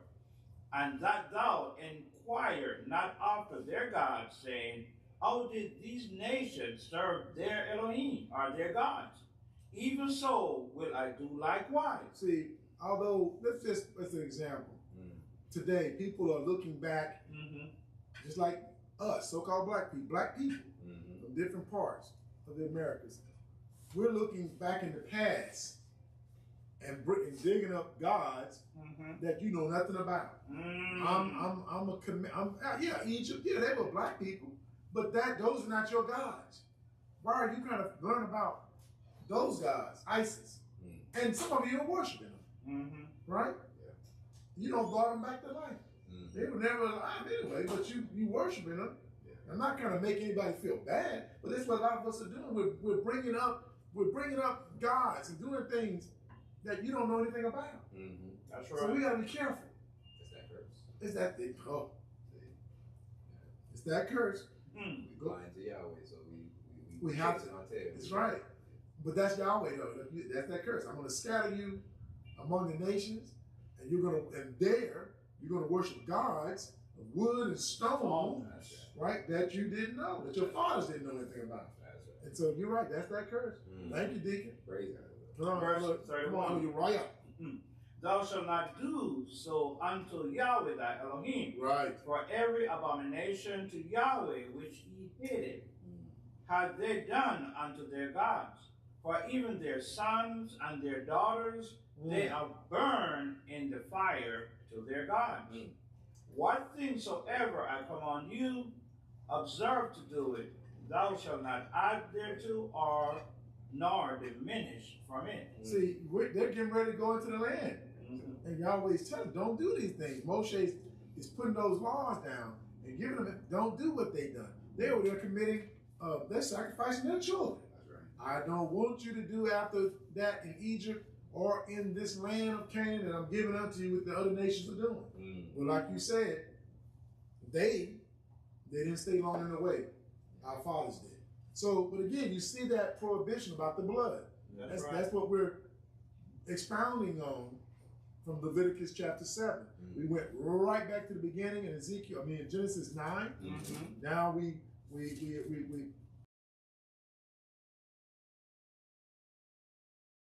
let's show an example of, I think it's an interesting story in the book of Samuel, 1 Samuel, right? Where we see a situation jump off. This is Saul. He's the first king of Israel, right? Yes, sir. And Saul, you're not going to read everything, but just give you a little background. Saul is battling, they're in war, right? And they're fighting ferociously, apparently. But Saul gets very excited, El Uriah, and I wouldn't say excited, but he gets caught up a little bit, and he says, nobody's going to eat, right? I think, or drink, until I have vanquished my enemies, until I have dealt with them. And that's going to set off a few things, but that's the context. And his son, Nathan, is involved in this. Yes, so he's a character. He plays a good role, right? So if let me find myself. I'm talking with my mouth. 1 Samuel, right? Chapter 14, and I'm going to ask. Go ahead. That's fine. And let's start. I guess, Elder. I think we say we can with that background. They're fighting the Philistines. Yeah. And let's go to chapter 1 Samuel chapter 14, verse 19, and we just take it from there. But this is an interesting situation, I think. But we understand Saul was made king, but Yahweh made him king. You know, we know why. In his anger. Because the people wanted a king. And said, well, and they're so simple-minded. Let me look at it like, let me stop there, because I wasn't there. Yeah. But we're looking back. They did not see that Yahweh was their king. They thought they were, Samuel tried to smooth that thing out. Yeah. But Yahweh told him, Samuel, hey, they don't want me. That's what they're saying, baby. Don't you worry about it. But I'm going to give him a king. Samuel was up in arms about that. Oh, he's upset, bro. He was upset. He's ready to fight. You know what I mean? Not fight as a figuratively speaking, people. Somebody will say, what did Samuel didn't fought anybody. Samuel killed a man. That's right. And then he hacked him. He did more than he cut him in pieces. He hacked him up. They came to the city. They said, "You come in peace? You come Interpretation. Oh, yeah. No, you come in whole. I'm going to make sure you come in peace. Yeah, we don't want any problem with you, Samuel. Well, let's go ahead and let's see what we're going to do with King Saul here. What do you want to do? I said 19. Yeah. Okay, verse 19? Yeah. 1 Samuel chapter 14. What do 18? Verse 18. Yeah, do verse 18. Okay. Hey, Obi, Yes, Is sir. that possible? Yeah. I guess I'm not. Okay. Yeah. Praise Him. praise Him. All right. 1 Samuel chapter 14, verse 18. Right. And Saul said unto Ahiah, bring hither, interesting. Okay. Bring hither the Ark of Elohim.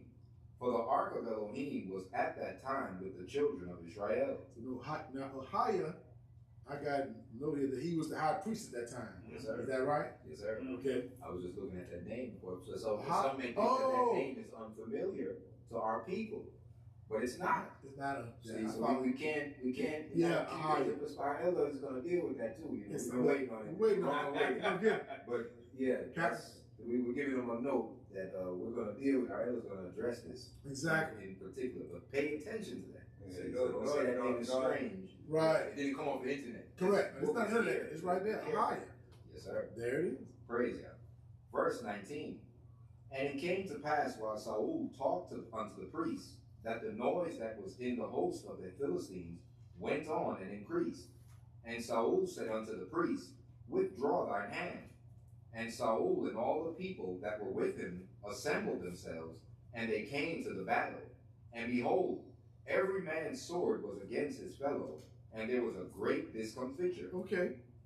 Moreover, the Hebrews that were with the Philistines before that time, which went up with them into the camp Okay. from the country round about, even they also turned to be with the Israelites that were with Saul and Jonathan. Okay. Likewise, all the men of Israel, which had hid themselves in Mount Ephraim, when they heard that the Philistines fled, even they also followed hard after them in the battle. Okay. So Yahweh saved Israel that day, and the battle passed over unto Beth-David. And the men of Israel were distressed that day, for Saul had adjured the people, saying, cursed be the man that eateth any food until evening, that I may be avenged upon my enemies. So none of the people tasted any food. Okay. That's the king don't made a decree. Yes, sir. All right. Verse 25. And all they of the land came to a wood, and there was honey upon the ground. Okay.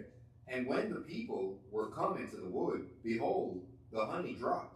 But no man put his hand to his mouth, for the people feared the oath. But Jonathan, or Jonathan, heard not when his father charged the people with the oath. Wherefore he put forth the end of the rod that was in his hand, and dipped it in a honeycomb, and put his hand to his mouth, and his eyes were enlightened. Then answered one of the people and said, thy father straitly charged the people with an oath, saying, cursed be the man that eateth any food this day. And the people were faint. Then said Jonathan, my father has troubled the land. See, I pray you, how mine eyes have been enlightened, because I tasted a little of this honey. What does that mean? Enlightened? What's he saying? He's become alive. Yeah, he's still got energy back. Energized. Yeah, got a little spoon and stuff, a little something, right? Yes, sir. And praise God. Praise him. Verse 30. How much more, if haply the people had eaten freely today of the spoil of their enemies which they found. Right. For had there not been now a much greater slaughter among the Philistines? Yeah, they've been stronger, right? They would have something to eat. They'd be ready to fight. They weak. They weak. Verse 31. And they smote the Philistines that day from Michmash to Ajalon, and the people were very faint. And the people flew upon the spoil, and took sheep and oxen and calves, and slew them on the ground. And the people did eat them with the blood. Ooh. Then they told Saul, saying, Behold, the people sin against Yahweh, in that they eat with the blood. And he said, You have transgressed. Roll a great stone unto me this day. See, so now we're showing you another example now. This has been the law from the beginning, up in Genesis up to Leviticus. We got the law. Here's an application of this law being in effect. They have sinned a great sin. That's right. What they had done. Wow. But they were faint. They were faint. They were faint. But he said, Cursed be the man that eats everything. Exactly. That's why his son said, You have troubled the You land. troubled the What are you land. doing? Right. That's so true. Yeah. And the king is speaking. Hey, that's Yahweh's king. Yeah. No matter what you want, that's Yahweh's anointed. That's right. He has spoken. That's right. So nobody dare disobey. It's there. But continue, man. Yes, sir. This is great. Praise God. Verse 34. And Saul said, Disperse yourselves among the people, and say unto them, Bring me hither every man his ox, and every man his sheep, and slay them here, and eat, and sin not against Yahweh in eating with the blood. And all the people brought every man his ox with him that night, and slew them there. You think it's a little too late? No. Yeah, that's Saul's way. That's That's what he do. Yeah. He did that before. Oh, I don't broke the law. I didn't carry out a command right. But he fixed it. Or they fixed it. Well, okay. Obedience is better than sacrifice. Obedience is better than sacrifice. That's what Samuel told Saul, didn't he? Yeah, that's right. Okay. Verse 35. Praise him. And Saul built an altar unto Yahweh. The same was the first altar that he built unto Yahweh. That's it. And Saul said, Let us go down after the Philistines by night, and spoil them until the morning light, and let us not leave a man of them. And they said, Do whatever seemeth good unto thee. Then said the priest, Let us draw near hither unto Elohim. Okay. And Saul asked counsel of Elohim, Shall I go down after the Philistines? Wilt thou deliver them into the hand of Israel? But he answered him not that day. Okay. Let's pause there. Yes, sir. So now we have seen a great situation of this law in effect. The king, again, how the king can make something. That's why you got to watch your tongue. Yeah. That's why about vowing, making these vows and making certain things. Yeah. Yahshua say, what did Yahshua teach y'all about vow? Don't make no vow. Yeah. Those, nay, keep it simple. Yea, yea, or nay, nay. That's right. Yeah. Keep it simple. Anything other, can What's be a that? damnation. I'm sorry, I couldn't say anything other what? Yeah, can bring damnation to you. Right. I'm just paraphrasing. No, that's what we want to get out, because these are the things, and that's an example what King Saul did. But again, you put the people in a situation, they're fighting in war, and they've gotten spoiled. They won some battles, some battles here. So there was food, there were animals and different things to eat, but you put them in a situation. As you said, if you eat it, you're cursed. Yeah. You don't want to break that, because Yahweh's watching that word. That's right. See, sometimes, but again, don't eat that blood. But let's look at another scenario, Elder Uriah, where and Deacon, where there, let's say an angel is involved in something. And how do these angels deal with if you bring the wrong thing to them, right? Yes, sir. We got an example of that in the book of Judges, and that's dealing with Gideon in the book of Judges, right? Yep. And if we go to Judges chapter 6, right? And it's very interesting, because now the children of Israel are obviously, they're out of the land, they're in the land. But by this time, you got to understand, anybody what's Deacon Obadiah? Yes, sir. During this time of Judges, there's something going on with the people. What's happening. So we kind of give a little overall overview for Judges why is it so? It seems a lot of different things are happening chaotic. It says that every man dealt with things according to how he saw it was right.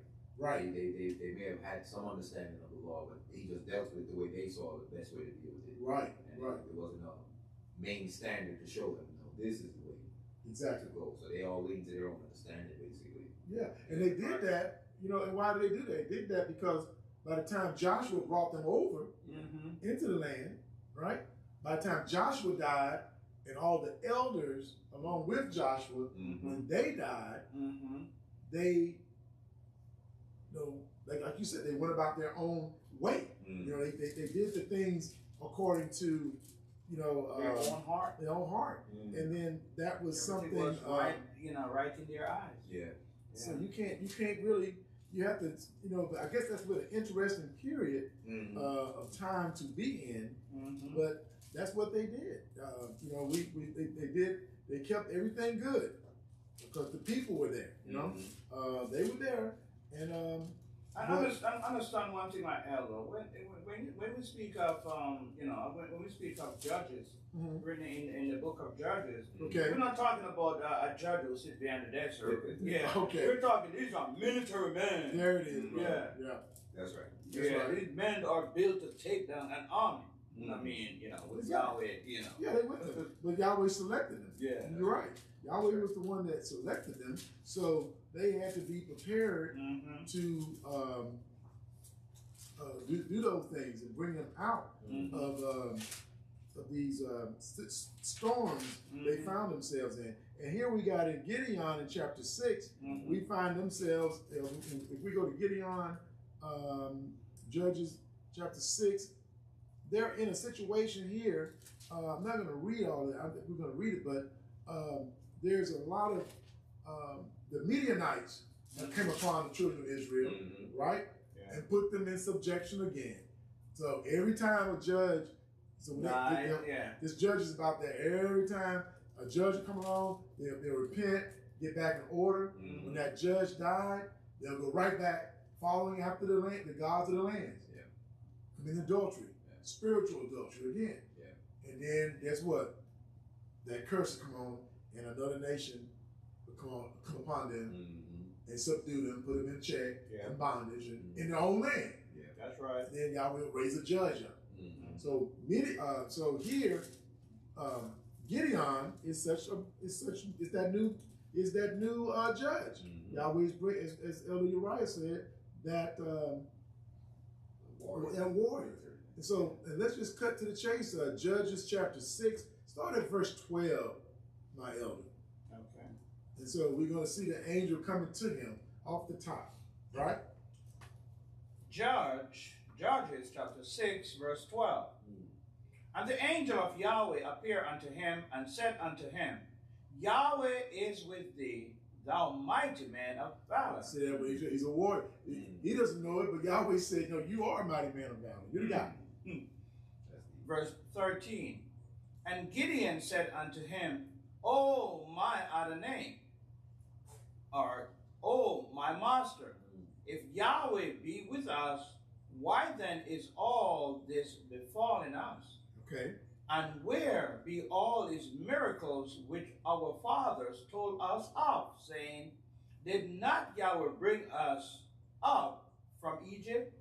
You can see, that history been repeated. Right. Nation after nation. Or like an oral tradition. Here's an oral tradition. Right. Bringing up, to our forefathers, from our forefathers. He's asking that question. Why? Yeah. Why? Why are we going through all these turmoil? Because we got away from Yahweh. You didn't walk in His covenant, right? That's right. But that's a simple question, but let's continue. A lot of part of verse 13. But now Yahweh hath forsaken us and delivered us into the hands of the Midianites. Right. And Yahweh looked upon him and said, go in this thy might, and thou shalt save Israel from the hands of the Midianites. Have not I sent thee? And he said unto him, O my master, wherewith shall I save Israel? Behold, my family is poor in Manasseh, and I am the least in my father's house. And Yahweh said unto him, surely I will be with thee, and thou shalt smite the Midianites as one man. And he said unto him, if now I have found grace in thy sight, then show me a sign that thou talkest with me. That brother's concerned. Right. You know, it kind of reminds you of Moshe a little bit. That's exactly what I was thinking. Okay, he's like, man, I don't want to. Everyone we Yahweh told to do something, they really didn't want to do it. Come on now. So they were very humble. That one that wants to do it, that's the one you may want to watch. You watch that guy. I want to be the leader. I want to be this guy. I want to do this. Yeah. And the angel, look what the angel said to him in verse 12. He says, Yahweh is with thee, thou mighty man of valor. So I looked it up. It says valor means to having great courage in the face of danger, especially in battle. Okay. But he's saying, I'm the least of my I family. ain't got no money. I'm broke. Ain't nothing. He's saying that you're a mighty man of valor. See, Yahweh looks, he knows what's in you. He made you. Look See that? what's in your heart. And even when we think low of ourselves, but that's all. Sometimes Yahweh saying, well, it's for a purpose sometimes. For you to think, just like Saul. Saul was the same way, King Saul. When he got on him, when Samuel got on him, you know, you were scared around here. I don't brought you up. You were a big guy, but you were Right. But now you don't got to this point. I don't made you king, and you're gonna disobey me. You're gonna disobey what Yahweh told you to do, or do it how you want to do it. Yahweh's not gonna be with you. That's right. So we gotta be careful. That's but right. Yahweh know what we're about. You know. Praise Yahweh. Praise. We can see even in verse 17 here, Gideon had found grace. So grace is nothing new. Again, there it is. Come on, man. Yeah, that's right. Verse 18. Let's read that again. You didn't read 17. You didn't read it, did you? Yeah. Let's read it again. Verse 17. And he said unto him, if now I have found grace in thy sight, then show me a sign that thou talkest with me. Yeah, you did read it. I'm so sorry. So you got to confirm Yeah, I need some help. Who's talking to me? Show me something. Because we know the adversary out here, boy. Verse 18. Depart it not hence, I pray thee, until I come unto thee, and bring forth my present, and set it before thee. And he said, I will tarry until thou come again. Let me go prepare a little something. Let me bring you a gift. Let me bring an offering. Let me bring something here. Something's going on, a gift. You want to bring something to him. Yeah. Let's see how this plays out. Verse 19. And Gideon went in and made ready a kid and unleavened cakes of an ephah of flour. The flesh he put in a basket, and he put the broth in a pot, and brought it out unto him on the oak, and presented it. Verse 20. And the angel of Elohim said unto him, take the flesh and the unleavened cakes, and lay them upon this rock, and pour out the broth as he did, and he did so. So what's going on? Tell me about that. Why did he pour that broth out? You've been talking. That blood in it. Right. So he was boiling the meat, so the blood came out of the meat. Right. He's parboiling. Parboiling, when you want to use that term. He's boiling and blood came out. It's in there. It's part of that broth. Yeah. See, and that's why you can't go and eat soup and different things. You think you're eating some soup somewhere. You got to be careful because they may have kept the blood in the meat that they put in broth. Yeah. That broth. The broth has the blood. They said the stock is. That's right. Gravy. Exactly. The broth is the actual blood flavored in with all the seasonings. That's what I heard, my deacon. And I bought some. I told you I made some chili yesterday, and I went out and bought beef stock. And I got chicken stock at home.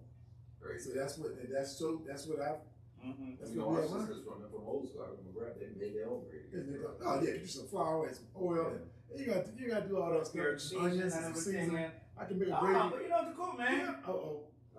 Forgot. You're from Alabama. I never mentioned where he was from. Did I? I never said about anything about Jamaica. Jamaica now. You know what? All my whole state out. Yeah. I'm like, okay, now it's on now. Hit me and can't. Old school. Hit me and can't fight. Right. But you know what, Eller? In a case like that, you know what we need to do is like to boil the meat first and throw away that stuff. Yeah. So he and then re-put it. Yeah. See. So he sees You're something. making that soup. Yeah, go ahead. Yeah, go ahead. But he sees something about this guy. The guy doesn't say he's an angel, but he sees something. So he bring him a gift as an offering. Mhm. Let's catch that. Now, the unleavened bread cake Mhm. and the meat, a meat offering, right? The bread, whatever. But as you said, Deacon, earlier, and what we all affirmed was they had gotten away from certain things. They got away from the law. They didn't know what they were doing sometimes. So here's an example. When you don't get in this book yourself, you can make an error, right? You didn't kill him. Yeah, you didn't kill him. The meat was there by itself in the bread, but that broth of abomination. He said if they drink the blood, they'd be cut off. They'd be cut off. That's right. Right. So he didn't even allow him to make that. He didn't cut him off. He didn't allow him to do that sin. So Yeah, he didn't do it. He just kicked that over. But he presented it to him. So let's go ahead and read what happened after he said, he told him to do, lay him upon this rock and pour out the broth, and he did so. Yeah, that's right. We're in the book of Judges, chapter 6, verse 21.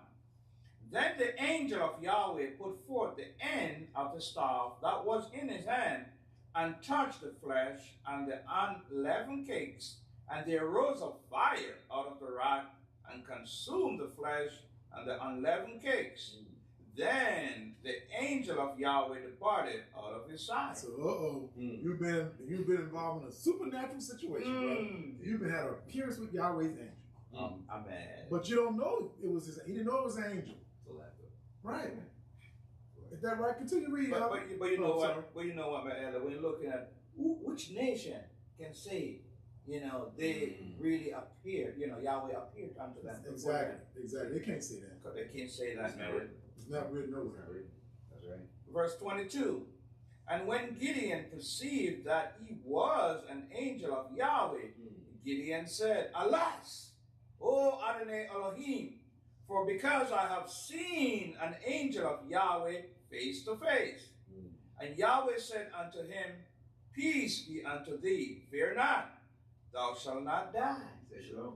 Shalom. Shalom. Yeah, man. So this is important to see, that's an example of a very, because as you said, Gideon had found grace. Yeah. So he didn't, just like Miriam had found grace, right? Nothing new. Nothing new. But he said, no, I'm not. The angel didn't jump on him. He ready to break him down because he brought that blood, that broth before him. So like you said, he did it in error. But he was coming to bring an offering to him. Yeah, that he's doing something cool. But that's okay. But see, Yahweh's merciful, right? Praise now, we don't have to go there. But let's just, we can go there. But let's look at when, we can talk about it. Y'all can find it in Genesis. When Abraham, before Lot, before Sodom was destroyed, right?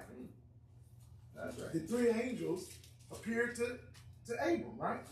Where's that in Genesis? I think it's 18. Okay. In Genesis 18? Okay. Let's see here. Yep. You are right. Okay. Yeah. Let's see where we are. Let's go up there to. So let's see how Abram, a friend of Yahweh, deals with his experience with these angels. You can pick it up where you want to. You're right. Obi, is that you on you?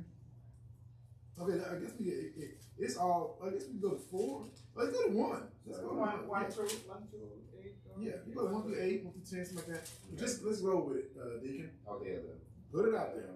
We're at Genesis chapter 18, verse 1. And Yahweh appeared unto him in the plains of Mamre, and he sat at the tent door in the heat of the day. And he lifted up his eyes and looked, and lo, 3 men stood by him. And when he saw them, he ran to meet them from the tent door, and bowed himself toward the ground. Man. See, Who can say that? Who can say that today? Exactly. When you see a stranger appearing before you, are you going to run to meet them? So, you salute, greet that stranger? They're going to run and get their gun. Oh, They ain't lying. It's about to go. It's about to throw it. I'm serious. But Abram knew something about. He knows something going on. Yeah, he knows what's happening. Abram, man. Y'all always dealing with that brother on the level.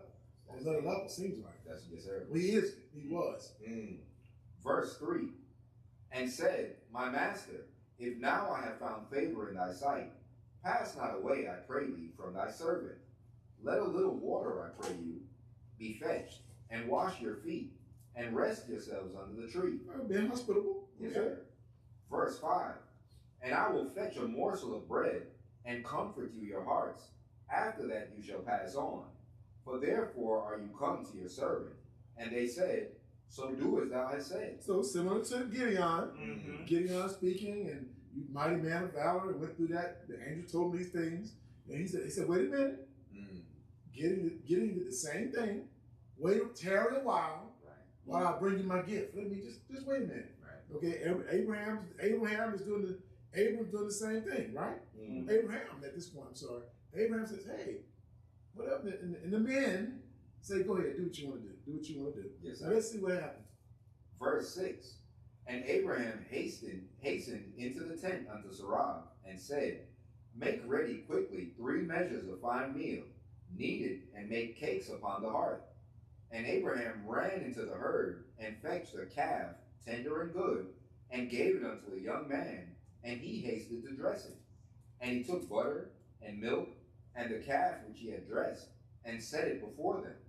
And he stood by them under the tree, and they did eat. So they ate. So they ate. Right. And they ate. There's nothing rejected. So now you reading this, it didn't happen like in 10 minutes now. Right. In 2 seconds. Of course, you had to what? If you say you're right, you had to kill the animal a certain way, pour that blood out, right? That's right. Yep. And then prepare it properly. Prepare it properly. Dress it. So and dress it. That's right. Dress it. There's no broth. He didn't bring a broth, so he didn't have no blood. So this is where this is where Gideon and Abraham despair. They diverge in what they just did. So you can see the difference of Gideon and the people not keeping the law, not having the understanding, being disobedient, and got into doing their own thing, as you said, where he is faithful Abraham, who knew the law. So the law was already in the earth, as we already have talked about so many times. Yeah, that's right. They got that from Adam. That's right. That's right. Through Seth. That's right. Down to T-Rock. Okay. To Abraham. Okay. But T-Rock wasn't an idolater, but nevertheless, they knew these things. So I guess what I was hung up on was the passage of the holy seed, but that did not. They still all knew. They all knew. So regardless of that, it was still one. There was a holy seed there, and Cain's seed was there, but still they were all taught. Because even with Cain, he said, "Cain, if you do right, won't you be accepted?" That's right. So like you said, there was no praise God. Praise God. Praise Like God. you said, we're learning. See, We're learning. Praise God. There's no excuse. But once you know this, come on, man. Well, I'm still getting I like me some chitlins every now and then. Go ahead. If you get caught, you choking to death on some chitlins, don't say nothing. But she died doing what she loved, being disobedient or evil. Now, see, but I'm just joking, but Yahweh's so merciful. Once you know better, you do better. It is. Praise Yah. Praise. I want to read one verse, Okay. pertaining what you said, like, coming down from Noah and everything else. If we go to Genesis chapter 26, I hope that is good enough. Okay. Praise. Yeah. Go ahead. Verse 5. You reading? Yeah, that's one verse. I'll Okay. read. Genesis chapter 26, verse 5. He said, because that Abraham obeyed my voice there you go. and kept my charge, my commandments, and my statutes and my law. See, Come on, man. we want to drop the mic on his own. He's determined. We want to drop this mic. He's just determined to drop it. But he But said, that's my it. statutes. My Everything. statutes. Before the statutes were But written. it's written. I mean, before it was codified and given to the nation. They knew. Because knowing that our nation was the last nation Exactly. to come by the face of the earth. So humanity knew. So like Abraham had like I mean, not to say it to that extent, but like somewhat like the new covenant written in it. It's in it. It was It's inspired. in his heart. You see, Yahweh makes sure that he impute righteousness in part, not everyone. And not everyone, but in that lineage, that righteous seed which you spoke about. Praise So they all knew the law, man. Well, going back to what you just, what you just took us to, Genesis 26. we just went 26, right? Mhm. Now go back to 18. Oh, Let's- yeah. let's Oh, read- yeah. Let's go back a little further, and it says 15. Let's go back up a little. Let's go down. Let's go to 15, and that shows you what the angels thought of Abraham. When they said, when they asked him about what's going to go on, should we tell him while we're here? Would you mind reading that? Yeah, I'll read it. I'll read it. We're in the book of Genesis, chapter 18. I'll pick it up at verse 17. Bit of 17 to 19. No. Go back up to. Okay. You can go up there. I want to give them a little context about when they're getting ready to go to Sodom. So Okay. if you go to 16 at least. Then. Okay. No problem. Genesis chapter 18, verse 16. And the men rose up from thence and looked toward Sodom. And Abraham went with them to bring them on the way. And Yahweh said, Shall I hide from Abraham that thing which I do?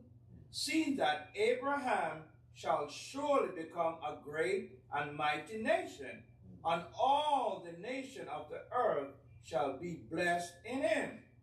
For I know him, that he will command his children and his household after him, and they shall keep the way of Yahweh to do justice and judgment, that Yahweh may bring upon Abraham that which he has spoken of him. So that complements what we just read about. Yahweh know him. He know he's going to keep his commandments and his statutes. He's going to teach his children. Going to teach his children too. To do these things. That's so right. when we see Isaac and Jacob and everybody going down, even when they get to Egypt, when they get there, they got until they get to Egypt, you know, and become afflicted. Right? But that was already foretold as well, right? That's right. Praise Yahweh. So Yahweh, man, so you pay, man. But again, it was just, I'm glad we went there to show you an example to juxtapose how Gideon's situation was and how Abraham, like you said, he knew. Yahweh gave him that. He was obedient. He knows he's going to be obedient. So that's how we are right now. We can't be so hard, Deacon, on our people, because we're kind of like Gideon and the people in the book of Judges. We've been cut off so far from the truth that we don't know what's right or wrong. That's right. Or where our left or where our right, to turn left or to turn right. So we can be here and beat other people down. Yes, Christianity provides a certain degree of righteousness, of right and wrong when they look in the book, right? They have an understanding, a color. You know, they may have a zeal, but not according to knowledge. Correct. So now, how do we deal with them? Do we beat them on the head, or do we tell them to repent? That's what the angel did. The angel didn't kill them all. He accepted the sacrifice. He poured. He said, put the king's here. Right. Pour the broth. Right. Be patient with him. He explains to him how to do it. Now, Right. you keep that. I ain't gonna take that, but I'll take this. Okay. So now you know for going forward. Okay, all right. I'm not gonna bring. I shouldn't do that. I shouldn't do that. So that's what we gotta look at, brothers. Well, you were praying to Satan before you got in the truth. Come on now. Let's be honest about our people. Our people, we even in this captivity, we've always been a spiritual people. Yahweh's had us. That's right. And those slave masters knew we were different. That's so right. no, I'm not gonna say grandmama, big mama, and granddaddy.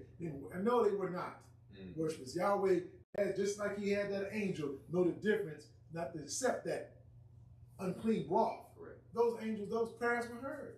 That's right. Yahweh, if they were not heard, why are you here? Exactly. They may well cut your parents on off from the get-go. That's right. And save you from being here in the beginning. But all that, and that's why they look, how are they still here, these people? That's right. You know, and you see how much we can do out of one chapter in the book? This book is prolific. It's spiritual, but it's dealing with Israel. That's right. Right? That's right. You know, it's dealing with Israel.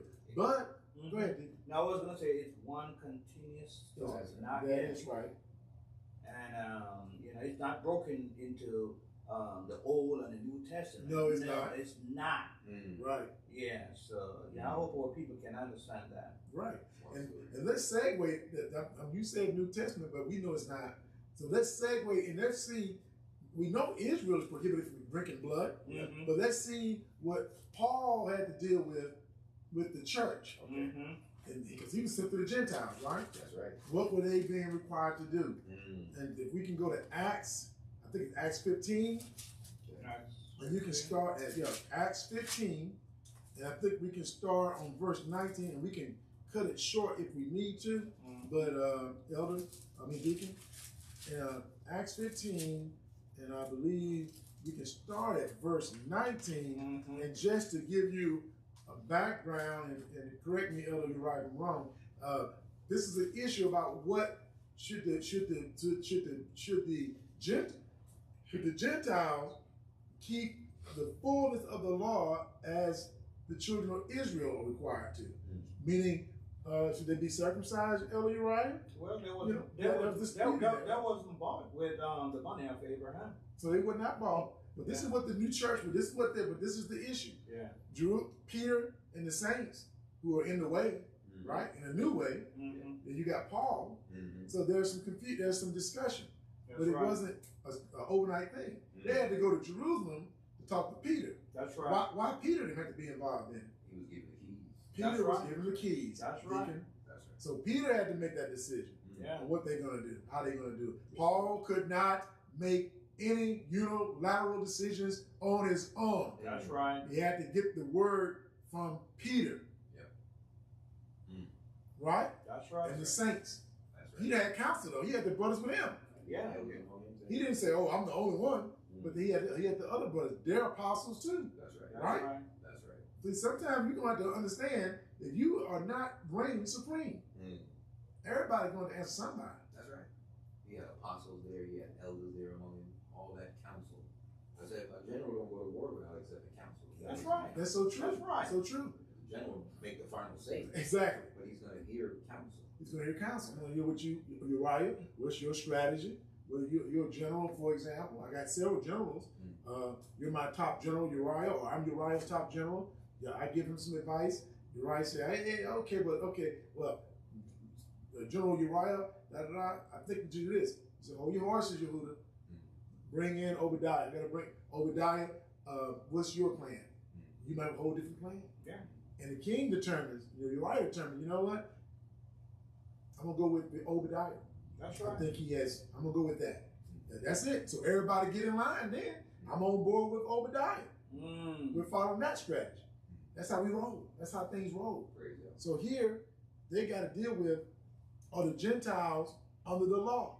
That's right. So this is what they're going to do. They're going to do something, and I think it'll be very, very interesting. It is relevant to what we're talking about in Leviticus 17. Now you're in the Gospels.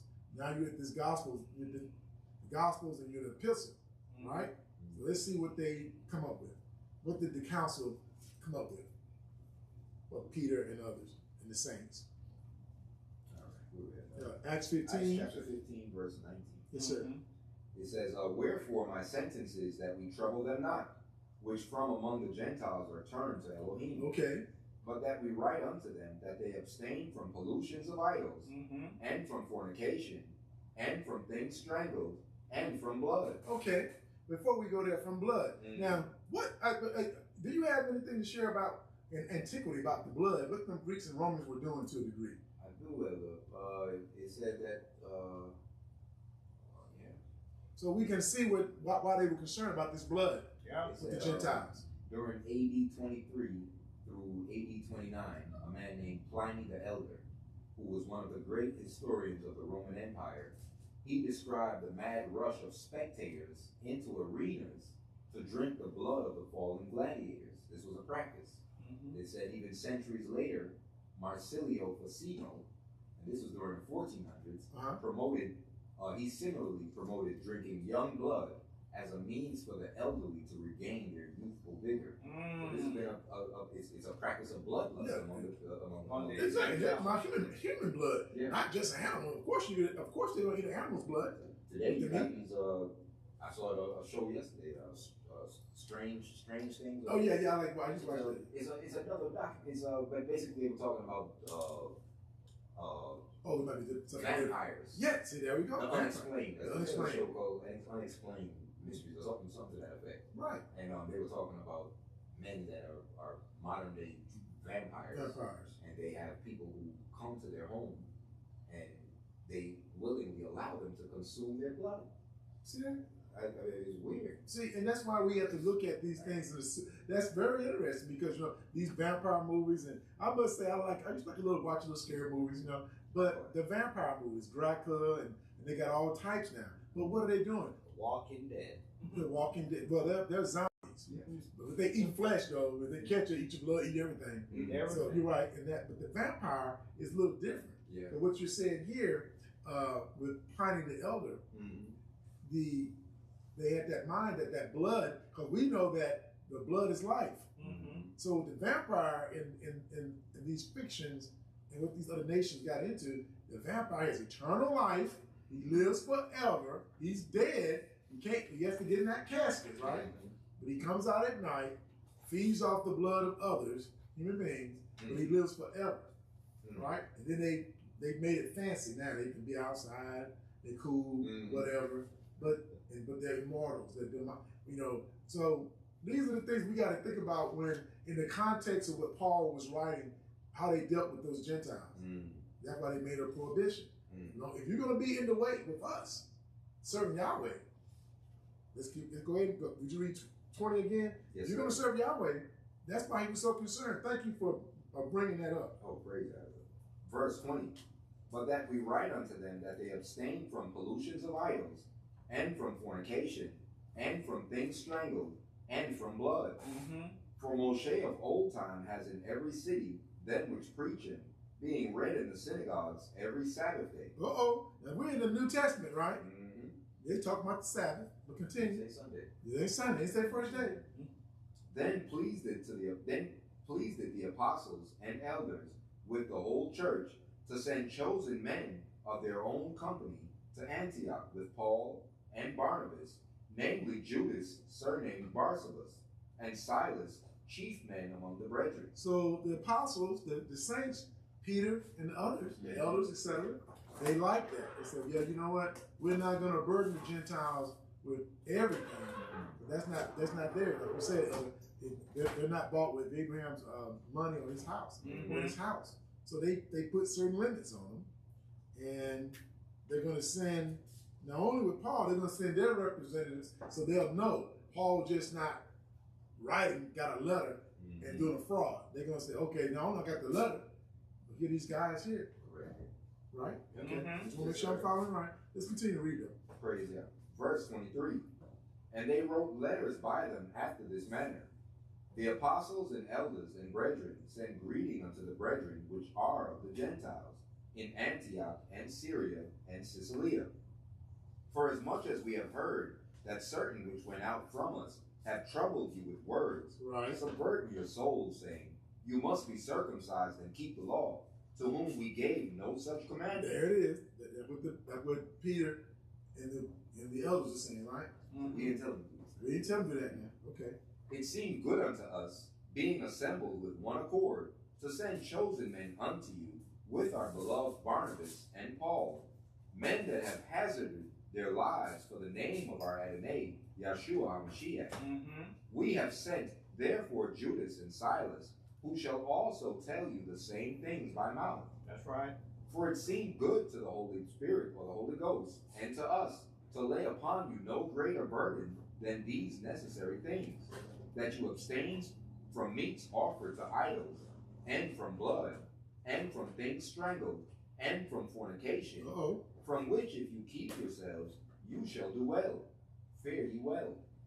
So when they were dismissed, they came to Antioch, and when they had gathered the multitude together, they delivered the epistle, or letter, which when they had read, they rejoiced for the consolation. All right, praise God. And Judas and Silas, being prophets also themselves, exhorted the brethren with many words, and confirmed them. And after that, they tarried their space. Verse 33. And after they had tarried their space, they were let go in peace from the brethren unto the apostles. Notwithstanding, it pleased Silas to abide there still.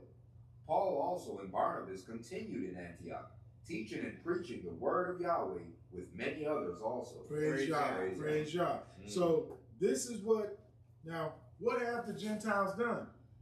Did they created their own tree, as we discussed. They got Catholicism, That's right. Christianity, and Protestantism. You're right.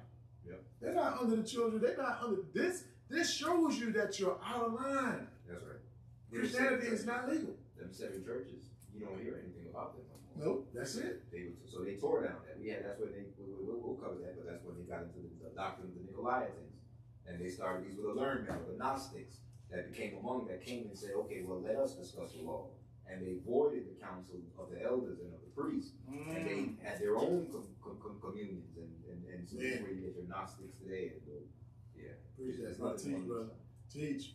Teach. So what we can show you now, we've covered Leviticus 17, laid it out through the grace of Yah about this blood. So you shouldn't be seen, you shouldn't, but with a bloody hamburger. But but that's fine. And there's some other areas we could have covered. But what we're gonna do, I think we're gonna kind of keep moving. Let's see what time we're looking at. Okay. So let's do this. I think that Elder, do you have anything else to comment on? No. On the about this blood, prohibition of blood? All I can say is follow the law. Okay.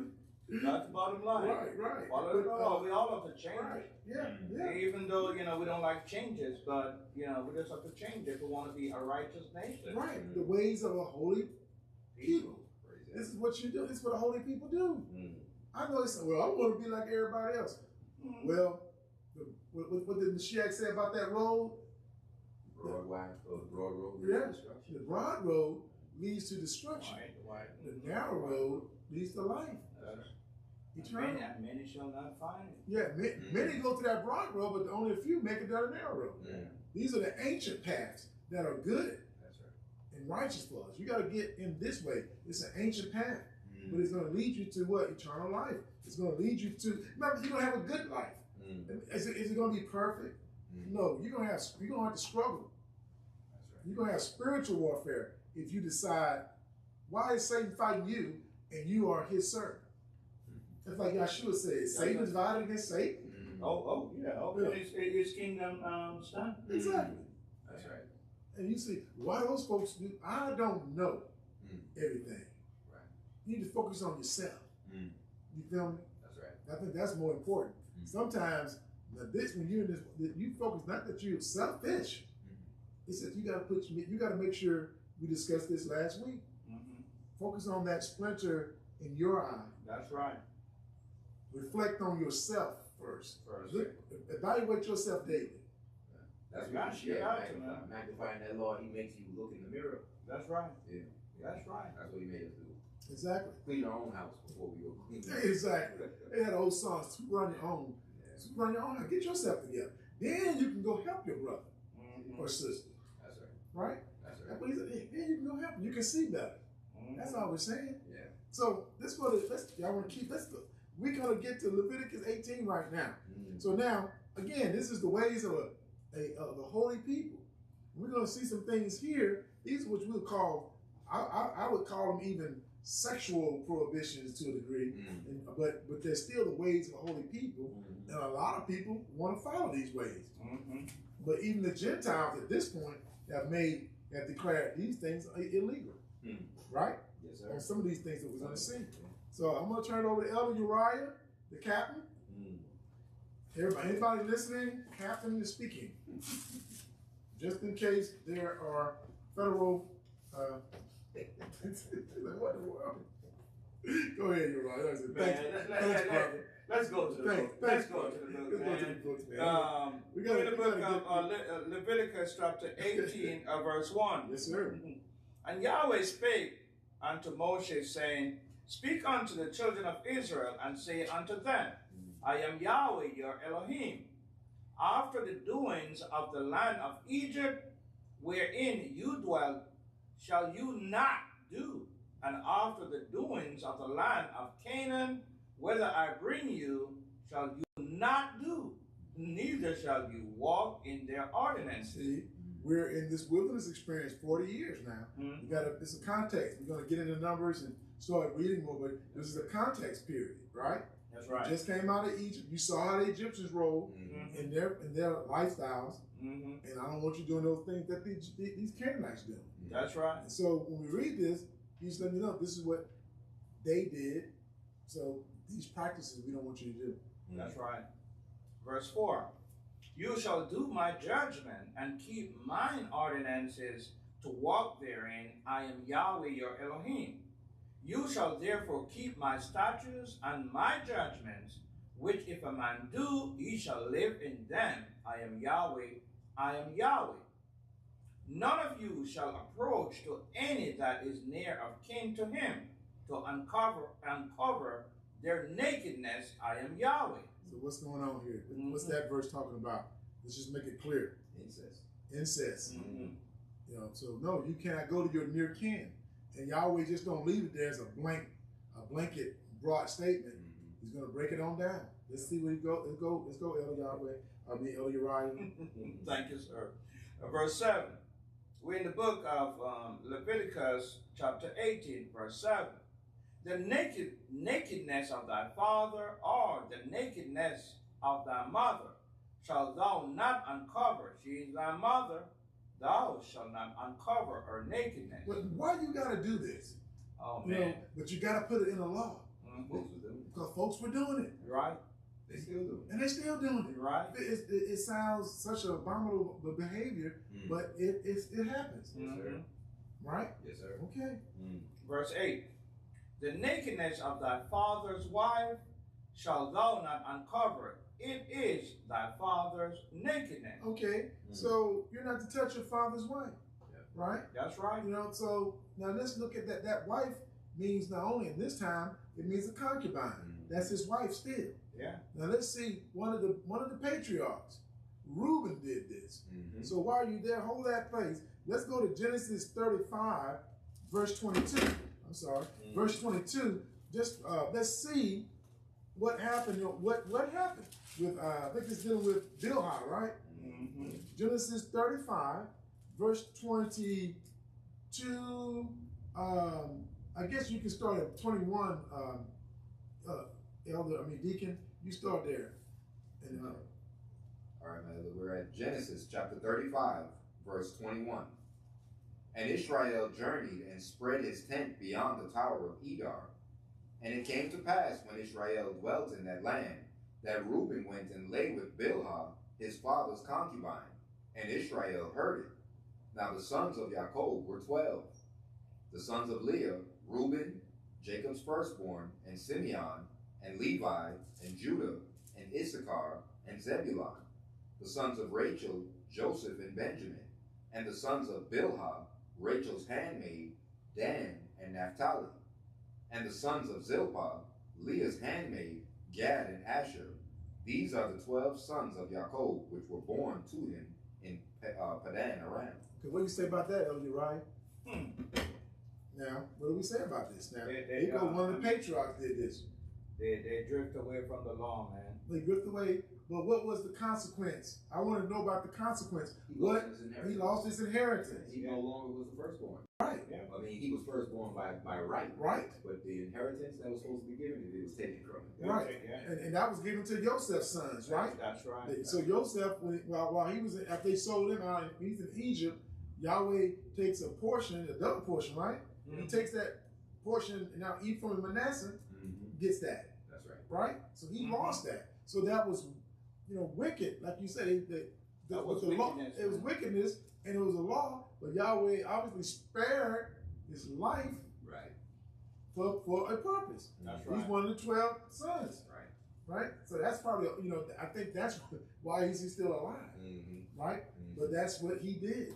So this book, I love this book because it shows you the good, bad, and the ugly. That's right. Ain't no book written like this in the world. No book. We discuss this all the time. All the other folks, they want to show their history in the most positive light and a lie on top of that. That's right. But this is just the truth. They were human beings. They're human beings. He fell lusting after his mother-in-law, if you would. Right? Or his father's concubine. Exactly. I mean, it wasn't his mother. Right? It was his mother, but it's his brother's. But it's his Right. brother's. He's looking at it, but it's still his father's wife. It's just his father's wife. Right. And what kind of problem would that cause? Now, you don't slept with your father's concubine, but she has siblings by your father. Right. So you slept with your brothers and sisters' mother. That's right. That's Dan and Naphtali's mom. And then there it is. So you might cause discord between you and them. They like, What kind of man is you on? that's a whole different. But see, when the woman you know, when you're out here, you got these wives. You know, he's not servicing. He's not with those women all the time. His mind's not on that. You got the children, but you just never know. They're women. She's a human being too. Correct.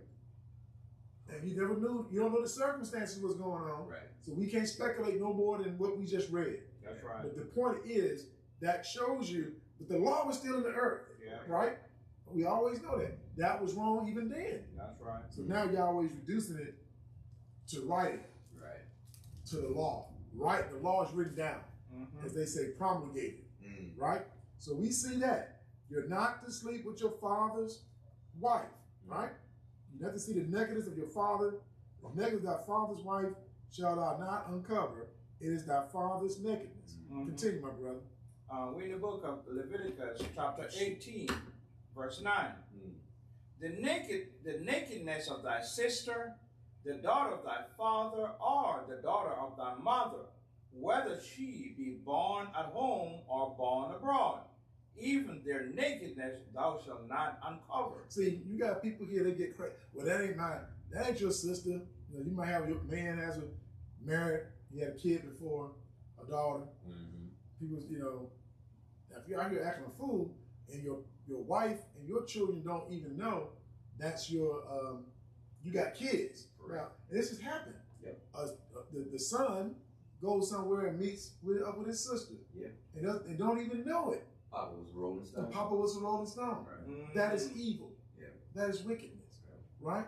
That's right. But let's show you an example of that type of.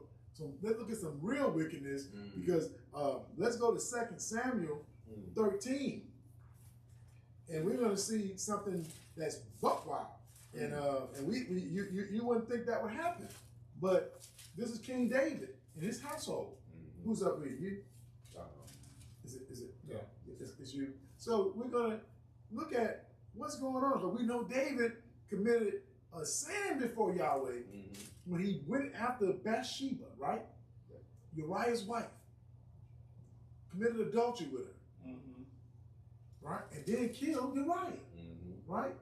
Through the sword of I don't know if the Philistines or another nation who were fighting. But he got killed in battle. Set him up. And when it was brought out what he had done, you know, the child died. And Yahweh told him, you've given my enemies occasion to speak against me. And he said, but this sword you've done, it ain't gonna never leave your house. That's right. And what you've done in the light, the darkness, I'm gonna do in the light. And a lot of this is gonna be carried out by a guy, one of his sons named Absalom. Correct. But then he got another son named Amnon. Right? Now let's see in 2 Samuel chapter 13, and this is such a good one.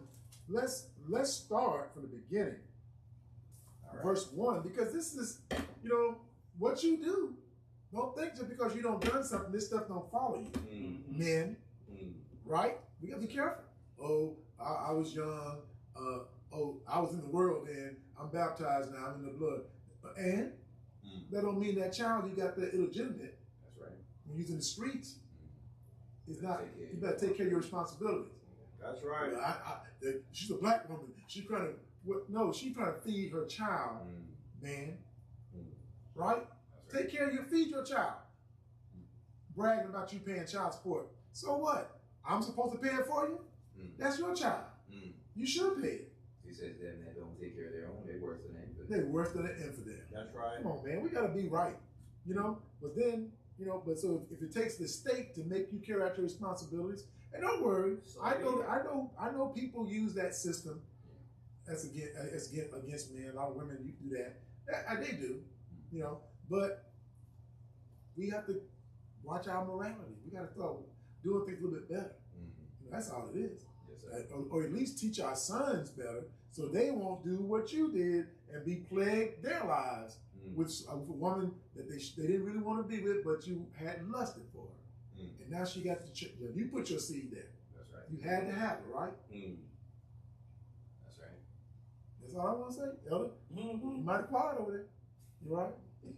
I'm listening. I'm listening to you, man. But I'm all about with the law, but man. see, that's what we do. We've all fallen short. That's right. We have to come together as men and women. Yeah. And we've been in a crazy place for a long time. Yeah. So we have to just confess these things. Yeah, I'm not beating the sisters, I'm not beating no brother, but Yahweh want us to repent. That's right. And we got the hand, his right hand, right there waiting on us. Praise And Yahshua has already did the work. Why don't you just give the program? Mm. But go ahead, my deacon, you can start. This is my elder here. I always give y'all don't see it. He gives me a hard time sometimes off the air. But praise y'all, he's my man. Praise God.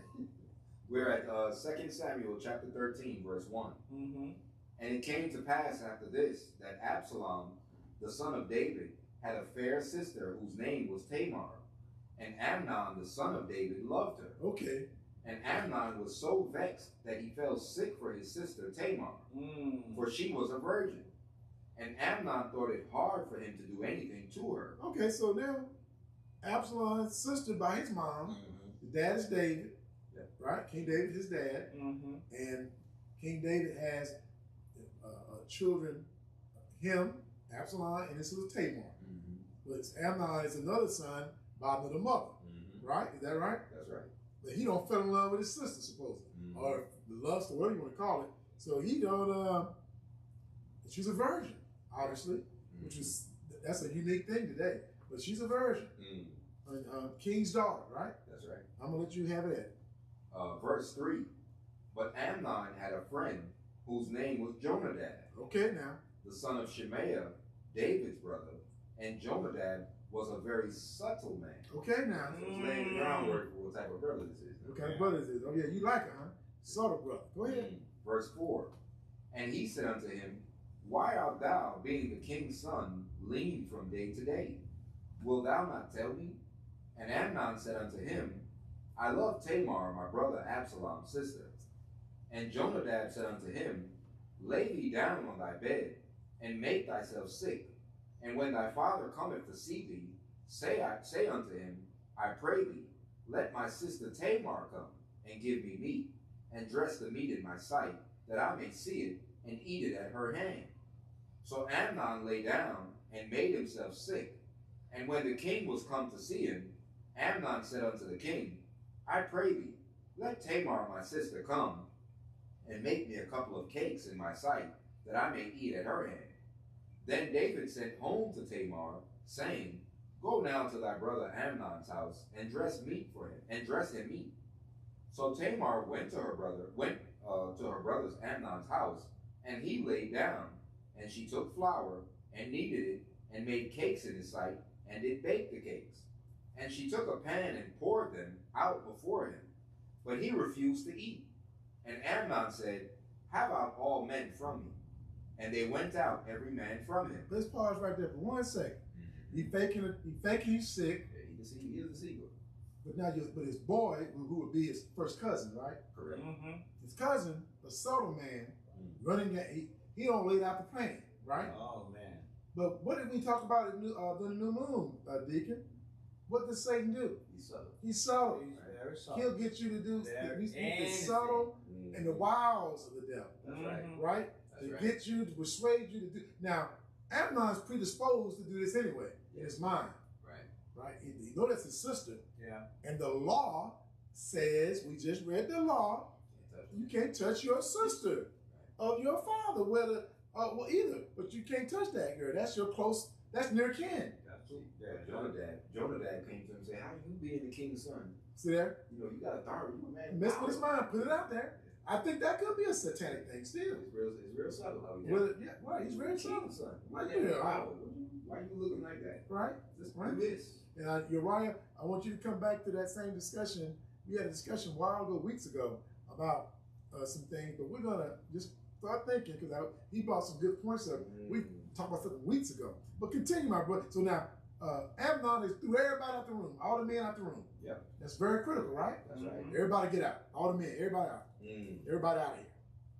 He says, verse 10, And Amnon said unto Tamar, Bring the meat into the chamber, that I may eat of thine hand. And Tamar took the cakes which she had made, and brought them into the chamber to Amnon her brother. And when she had brought them unto him to eat, he took hold of her, and said unto her, Come lie with me, my sister. And she answered him, Nay, my brother, do not force me, for no such thing ought to be done in Israel. Do not thou this folly. She broke it down. And she knew the law. Oh, come on, man. Don't do this. She got the king's daughter, yeah. But doesn't the law, at some point when we get there, why can't you scream, Uriah? Don't the law say something? We ain't got there yet, but why couldn't she scream, Deacon, Uriah? We talked about this. I just want to know, what was the point? Could she have screamed at this point?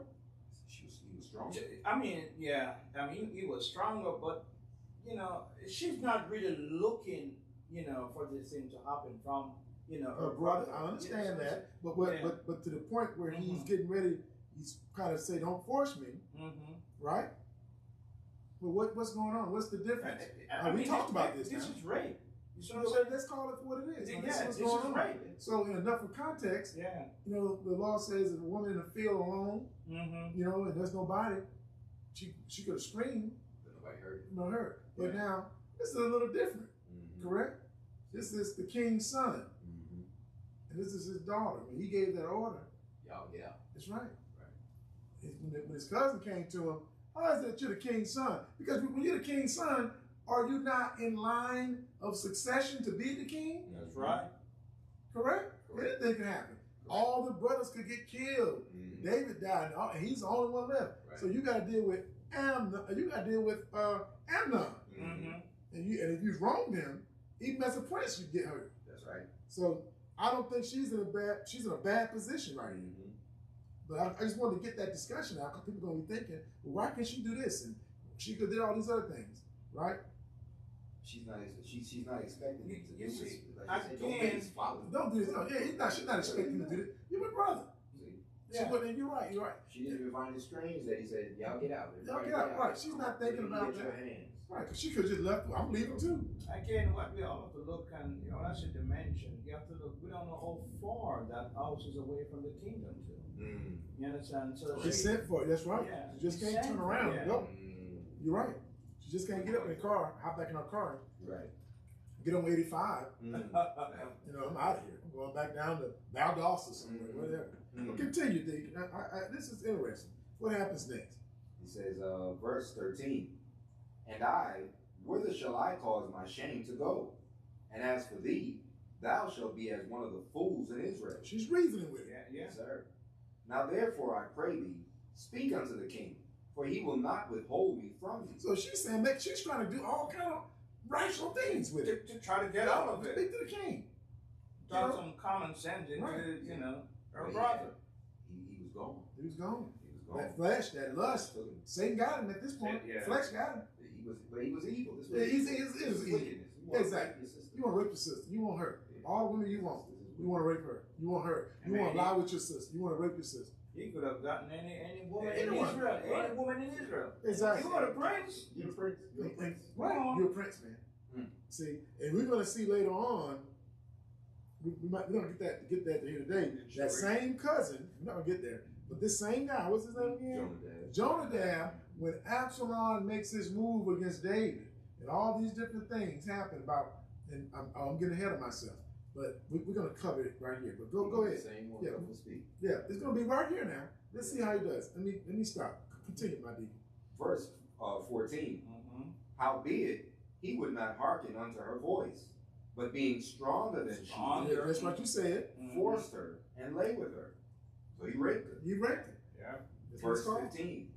Then Amnon hated her exceedingly, so that the hatred wherewith he hated her was greater than the love wherewith he had loved her. And Amnon said unto her, Arise, be gone. What kind of foolishness, wickedness is this? Yeah. Get on out. See, so it wasn't. So we know that was lust. That's just lust. Yeah. Now you don't got what you want. That's what we got to tell even our young women in the world. This is about forced sexual assault. But there's something good by being a virgin in this day and time. So you can find the person you want to be with, because that's what they're going to do to you. Our same men will throw you out the door just like that. After they got what they wanted. Oh, he whined me, he dined me, he did this. I thought he was a nice guy. Get the step. Get the step. We know our brothers do this. And we know they do it. Yes. You know, good. And we're taught in this fleshly world, that's a good thing. Yeah, they say he's just sowing his royal oats. He is sowing his royal oats. So now, guess what? Now you're showing that this next thing we're going to see, get out, it's going to show you the power of the king's son. Okay. Continue. Verse 16. And she said unto him, there is no cause. This evil in sending me away is greater than the other that thou didst unto me. But he would not hearken unto her. Then he called his servant that ministered unto him and said, put now this woman out from me, and bolt the door after her. Wow. That's deep. See, that's deep now. Now, that's the prince. Now, we don't have princesses in Israel, but that is still the king's daughter. Yeah. That's right. But the prince, the Amnon being the king's son, told his servant, get this woman. Right. Now, you know that the servant, he knows who that is. Right. Well, I got to put my King's hand. daughter. You put me in a situation. You got me put my hands, the escort, the king, David's daughter. And we know David's the real deal. Right. David was who? Oh, now you mixing me up pretty bad. That's what I was thinking as a servant. I said, man, why you got me in this? Type straight, but I gotta go and do what you said. Amnon. Right? All the instruction. That's why I gotta do it. Yeah. Now we're gonna see what's going on, because he don't defile this young lady. She was a virgin, and at this time, women in a lot of other cultures that the West hadn't got to, a woman's virginity, they take that serious. It's something to be proud of. Correct. But they've tainted us so bad in the West. It's something now that the women, you can tell, it's like they make them feel like it's something to be scorned. I don't want this. Yeah, well, they even with the young girls, they do that with the young sisters. I've seen them on their social media where they attack young women for being virgins and shame them. They body shame young girls. They'll shame the woman for being a virgin. Right. You still a virgin? Like, there's something wrong with you. Something wrong with you? Yeah. That's how they do that. So they put these young sisters in a very tight strait. Right. You know. And they need a place to come. They need a safe harbor within some place in the family, in this word. Praise God. Praise God. They need a safe harbor. We need to. That's why we got to preach this on the top of the rooftops. We don't have to live like this. We don't have to do these things. Verse 18. And she had a garment of diverse colors upon her, for with such robes were the king's daughters that were virgins apparel. Right. Then his servant brought her out and bolted the door after her. Oh my goodness. And Tamar put ashes on her head, and rent her garment of diverse colors that was on her, and laid her hand on her head, and went on crying.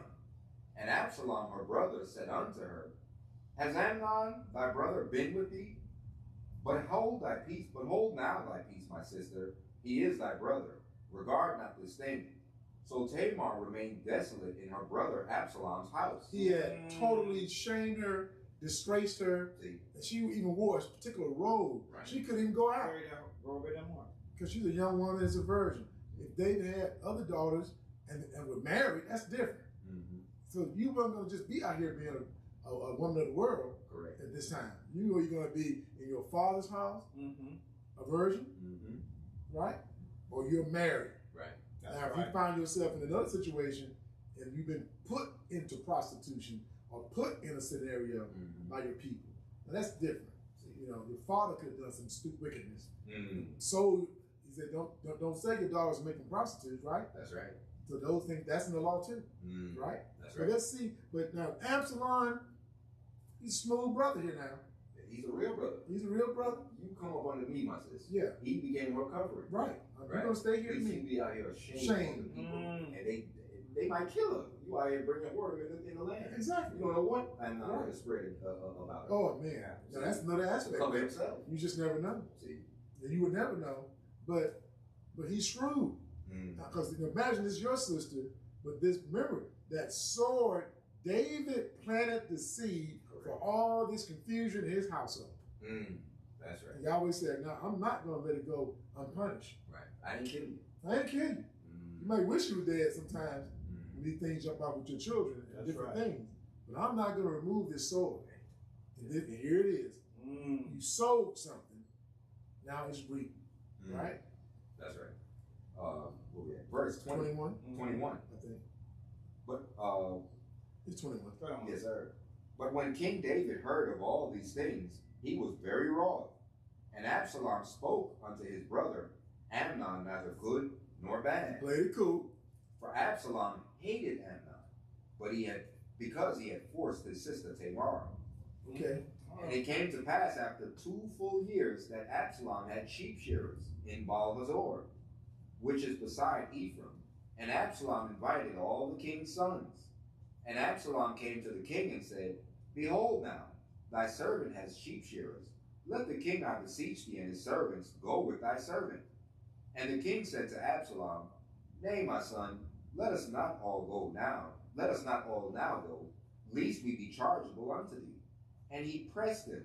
Howbeit, he would not go, but he blessed him. So King David, like some parents, are like, well, you know, look, if all the whole household go, you're going to put a place up for us and feed everybody, and you know, you got to do all these things, you know. But no, you go ahead and go. Yahweh be with you. Bless you. That's right. Okay, but he's still pressing him. Now, it's 2 years now. He hated Absalom. So now let's think about what happened to Reuben. Now, we know the brothers did some stuff, but he slept with one of those brothers' mom. He slept with Bilhah. And you can almost imagine, you're feeling some kind of way. I'm just thinking. Right. You know. Right. You know, some words. Yeah, that's something, man. Yeah, right, man. Yeah. Verse 25. Verse 26. I'm sorry. Then said Absalom, If not, I pray thee, let my brother Amnon go with us. And the king said unto him, Why should he go with thee? So, Uriah, in our discussion, now I'm back at you. You had something to say about this some weeks ago. I don't forget too much. Go ahead, Uriah.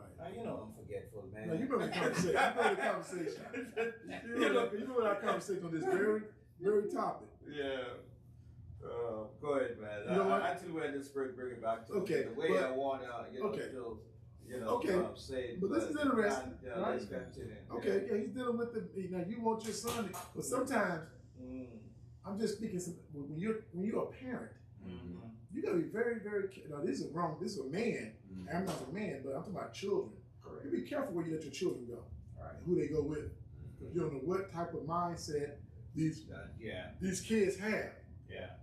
They can be jealous of your children, hate them. 2 years down the line. Now, 2 years, he waited. He said, no, good or bad. Not good or bad. Just wait for He the didn't chump him. He didn't say nothing to him. He didn't walk up on him. But see, be careful. And the people you mess around with too. It's also let you know how you mistreat somebody. You do dirt. That's why people that do dirt, they're very nervous because they know, like white America. Why do you think this country is so afraid of black people? They keep on putting the heat on you, Right. because they know if they had gone through what we've gone through, they'll burn America down. That's right. They'll be fighting every day. They'll be doing terrorism, bombings. They'll do like their forefathers did and broke away from Britain. That's right. They will have not one peaceful day in America. So they look at you, you are still looked at as a potential military adversary That's right. that could disrupt this place. Even though that's the farthest thing from black people's mind. They just want to enjoy Babylon and Sodom and Gomorrah. Yep. It's a lot of them, not everybody. But you know, or on the other flip side, just want to live a nice life. Yeah. And keep the law. So everybody, but it's two sides of the same coin. Correct. One side wants to keep the law and do well. They like America. You know, I'm working. I want to do well. My family do family. Then the other side of it, they like the things that they can get into, the excesses. They like the crime, the dope, the fornication, the prostitution, all these different things. But it's open to everybody to choose. But how would you deal with an enemy in your territory? The ancient Egyptians did it with our forefathers. That's right. What did they say? Come on, let us deal with them wisely. Lest if someone attack us, they side with them. We're gonna get took out. That's right. So, you know, so this right here lets you know, he's talking to David. That Absalom come, and King just said, why? Why should he go with thee? Right? And you're on verse 27. Verse 27. But Absalom pressed him that he let Amnon and all the king's sons go with him. Okay. Now Absalom had commanded his servants, saying, Mark you now when Amnon's heart is merry with wine. And when I say unto you, smite Amnon, then kill him. Fear not. Have not I commanded you?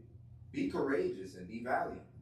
And the servants of Absalom did unto Amnon as Absalom had commanded. Then all the king's sons arose, and every man gat him upon his mule, and fled. And it came to pass, while they were in the way, that tidings came to David, saying, Absalom has slain all the king's sons, and there is not one of them left. So that's the first report. All my boys dead. Then the king arose and tear his garments and lay on the earth, and all his servants stood by with their clothes rent.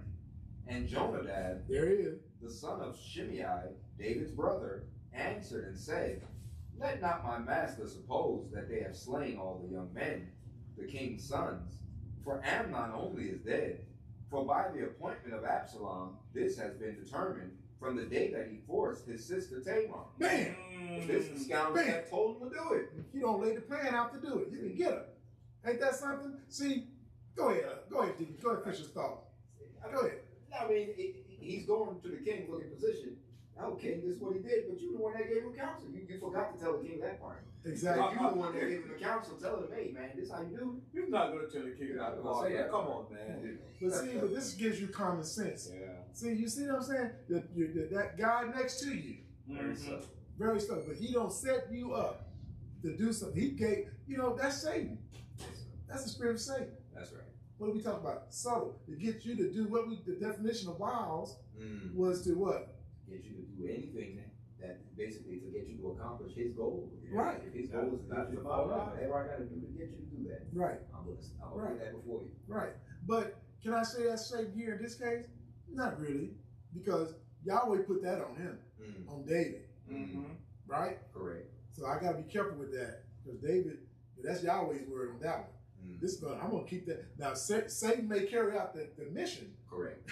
Correct. Or someone, I don't know, that spirit. It's still Yah's will. Yes. But we see in so many occasions in this world, you got that friend with you. Yeah.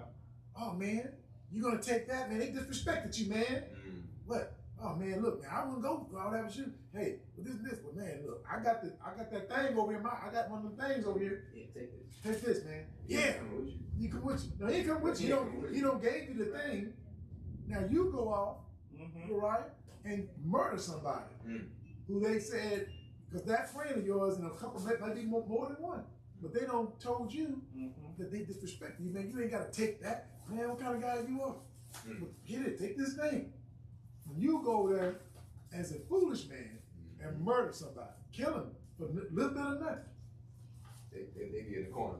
Laughing. 911. 911. I just saw it. They just saw it. He just did it. It's like, they're going to be the one to get the reward. I know it was him. And don't let them find you, and don't let them catch you soon enough, and they put a reward out. Right. They're going to be the one called and say exactly where you are, get the reward money, and then testify against you. But they say no snitching. No, they're going to snitch on you. That's right. So now you in the penitentiary with grown men. You weigh 125 pounds. So now you're going, Right. Now, and guess where they are? They out here. Once they don't mess you up, guess what they have done? They're your homeboys, right? They don't saw how you've been destroyed. They decided to go ahead and get themselves cleaned up. I'm gonna just talk now. They go ahead and get them a job. They go to truck driving school somewhere. They get on and have a good life, get married. They slow down, don't buy a house, don't do that, don't move away from the hood where y'all grew up at. And you're in prison. Well, let's don't even talk about it. Being thinking they don't even, they're not going to send you 20 cents on your books to help you out. It's going to be all on your family from that point on, right? That's right. But you listen to the friend. See, to do evil. And he didn't, and he just told you how to do it. You ran off. But see, Satan got you to do what he wanted you to do. That's right. I want you in prison. I want to destroy you, Israel. I got you out of it. You won't have no children because you're going to be in there so long. Right. So your seed won't, I'm going to cut you off the old-fashioned way. That's right. You won't ever see a child. What you going to do to a woman? You got 50 years in prison, hypothetically speaking. But continue, my brother. So, verse 33. Now therefore, let not my master the king take the thing to his heart, to think that all the king's sons are dead. For Amnon only is dead. Oh, wow. But Absalom fled, and the young man that kept the watch lifted up his eyes and looked, and behold, there came much people by the way of the hillside behind him. And Jonadab said unto the king, Behold, the king's sons come, as thy servant said. So it is.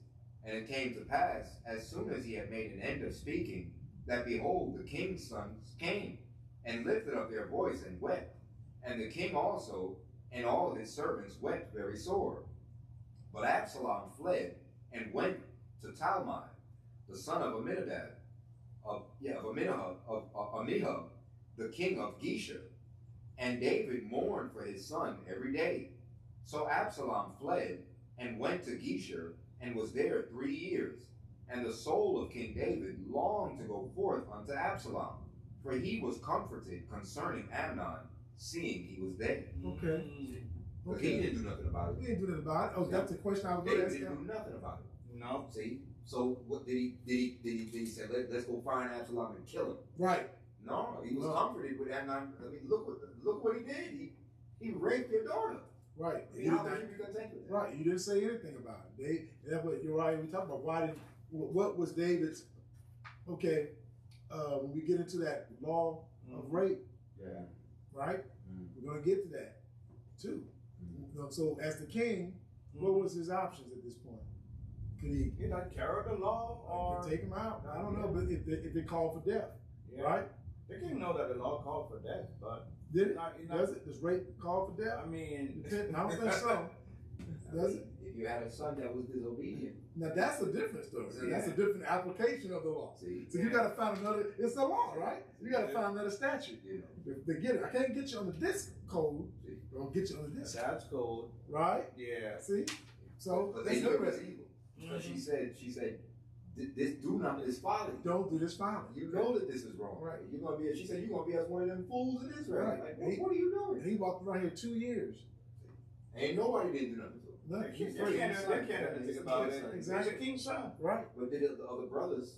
Nobody slapped him around, as we heard. Nobody. And so that's just showing you maybe what kind of household David had to come keep with his children at this time. You know what I mean? They were somewhat divided. Yeah, it seems like, yeah, it's like it was divided. So, but this is a profound example of the law being violated, of not laying with your father's child, daughter. That's right. And we understand that women, but you know, their roles, but we gotta, we probably have time. What time do we have right now? We have time, right? Okay, it stops. Okay, so we have covered this section under chapter 18. We just got into this, but we got a lot more ground to cover. If y'all willing, we'll be able to delve into it next Shabbat. So at this time, again, sorry for holding y'all a little longer than anticipated, but nevertheless, the word is the word. This class, can do about that. exactly, praise y'all, man. This class, again, this Sabbath class is entitled Leviticus, the Ways of a Holy People, Part 2. And we just discussed and wrapped up, well, we didn't wrap up, but we finished Leviticus 17, and we will come back next Shabbat and start on Leviticus 18, Yahweh willing, that he allow us to have another day, another privilege to come back here on the Shabbat to read out of his holy oracles. So at this point, as we do, we're going to end the class at this point for today. And I'm going to turn it over to Elder Uriah and Deacon Obadiah to see what they want to say, anything they want to say before we close up. Elder Uriah? I know we have a long class, but we covered a lot of ground concerning especially the blood. Because looking into I was looking into blood in a different aspect, where the body or each cells that is in the body cannot survive without oxygen. And if you want to compare like a truck driver or say transportation on a whole, they have to go bring the food to you or you starve to death. So that's what may happen. The blood is what circulates in our system. And within the blood, we have each cell, they need oxygen for us to survive. And it's have to bring in different parts of the body. So it's very, very essential, for us, not to, to eat anyone's blood or whatever. But Right. Yeah, that's the bottom line. It's So they have an animal, yeah. Yeah. All human beings. Yeah, As human being, yeah. Elder Deacon Obadiah brought up about what the Romans did. Yeah, so, you know, I mean, when you look on it, the blood is very, you know, I say these are the carrier, and each body is made up totally different. You don't want someone that's blood in you. The carrier is for that particular person, not for you. You understand? Forgive you the action, because everybody, you know, their blood or their system, you know, cannot operate on the same but on a different whatever. That's true. Yeah, and you know, we can cross, you know, Yahweh path, you know, when he said, "Do not eat blood." Right. What he give to you is a different thing that he have given to you. So you don't want you eating the blood of a bull or whatever. Yeah, you eat the flesh. It's a clean animal. Yeah. But the blood is something totally different. It's totally different. Like you said, yeah. He created, you know, I mean, the creator, I'm not going to say he's a genius. He's above genius. Oh, yes. You know, looking at it, above genius. He created everything, I mean, mankind especially, you know, after his own image, how to operate in a certain way. And it's just the same thing as an animal. He created them to operate a certain way. Like, you know, take for instance, certain scavenger of the earth. The blood in them is for them to do certain jobs. That's their jobs, right. You understand? For us to do certain jobs. Exactly. You know, and we can't, you know, mess up with the two, you know, system. You know, everybody, you know, different operator. I would have said, I don't want your DNA. I want you to man can understand. I don't. Then guess what? I'm going to be operating like you. You just never know. Matter of fact, I do know. There's some studies. That's why you said about. Well, it come to my mind about fornication, for example. Yeah. But when a woman, there's studies have shown women, they've shown that they have, when you with a man, and that's why that thing is holy. That seed goes into that woman in copulation. That they're showing now that seed doesn't just disappear. That seed migrates within the body, and that they see that they have different. They kind of figure, whose DNA is this? They say, well, the woman got DNA in her brain and her body, right? Well, how did they get there? It's not through a father's or mother's lineage. What is this? They determine that's through the sexual relations. That's right. So you, like you said, when you become one, Yahweh mean it. And you're supposed to become one with your husband. That's right. And if you're out with a lot of men, they say of women, that's the studies, that they cannot pair bond good. After 4 or 5 situations, it can be hard for them to even bind with a man. That's going to get confusion in your system. In your system. So, but these are some studies, and you can go do your own research on it. But that's what I've read. I read a scientific journal. I was looking at a program yesterday. I was talking about people who have received transplants. Okay. There was a young lady. She received a transplant from I think it was a kidney or something like that. Right. So we know the life went through that. Yeah. The man that she received the kidney from, he was off into. He was a former policeman. And so the things that he was into art. Oh yeah, I think I saw that program. She started liking art. Exactly. And she was like, I don't know what came from her. Yeah. What came from? Like, well, no. I mean, and they didn't understand it, but as we're speaking, that's what I received. But no, the life was in him. So now you done took on his life. That's right. They're not seeing that, but they actually took on the life of the person. And they said, I never did this prior. Right. But now, so yeah, that's interesting. It's crazy when you say that. Yeah, man, these things, we have to be careful. We're dealing with, like you said, y'all, Elder Uriah, we're dealing with the master and the designer of the universe. That's right. And people might get mad at that term, but all creation. And he knows what he's doing. That's right. Don't do this, don't do that. So now, the man you with, he's a maniac.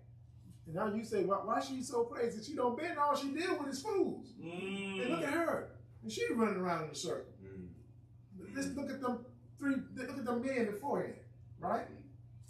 You got a bunch of maniacs right here running around here. Right? So that's why you got to be with your, if it's possible, stay with your husband, stay with your wife. Or wait until you get married. People say, I don't want to do it.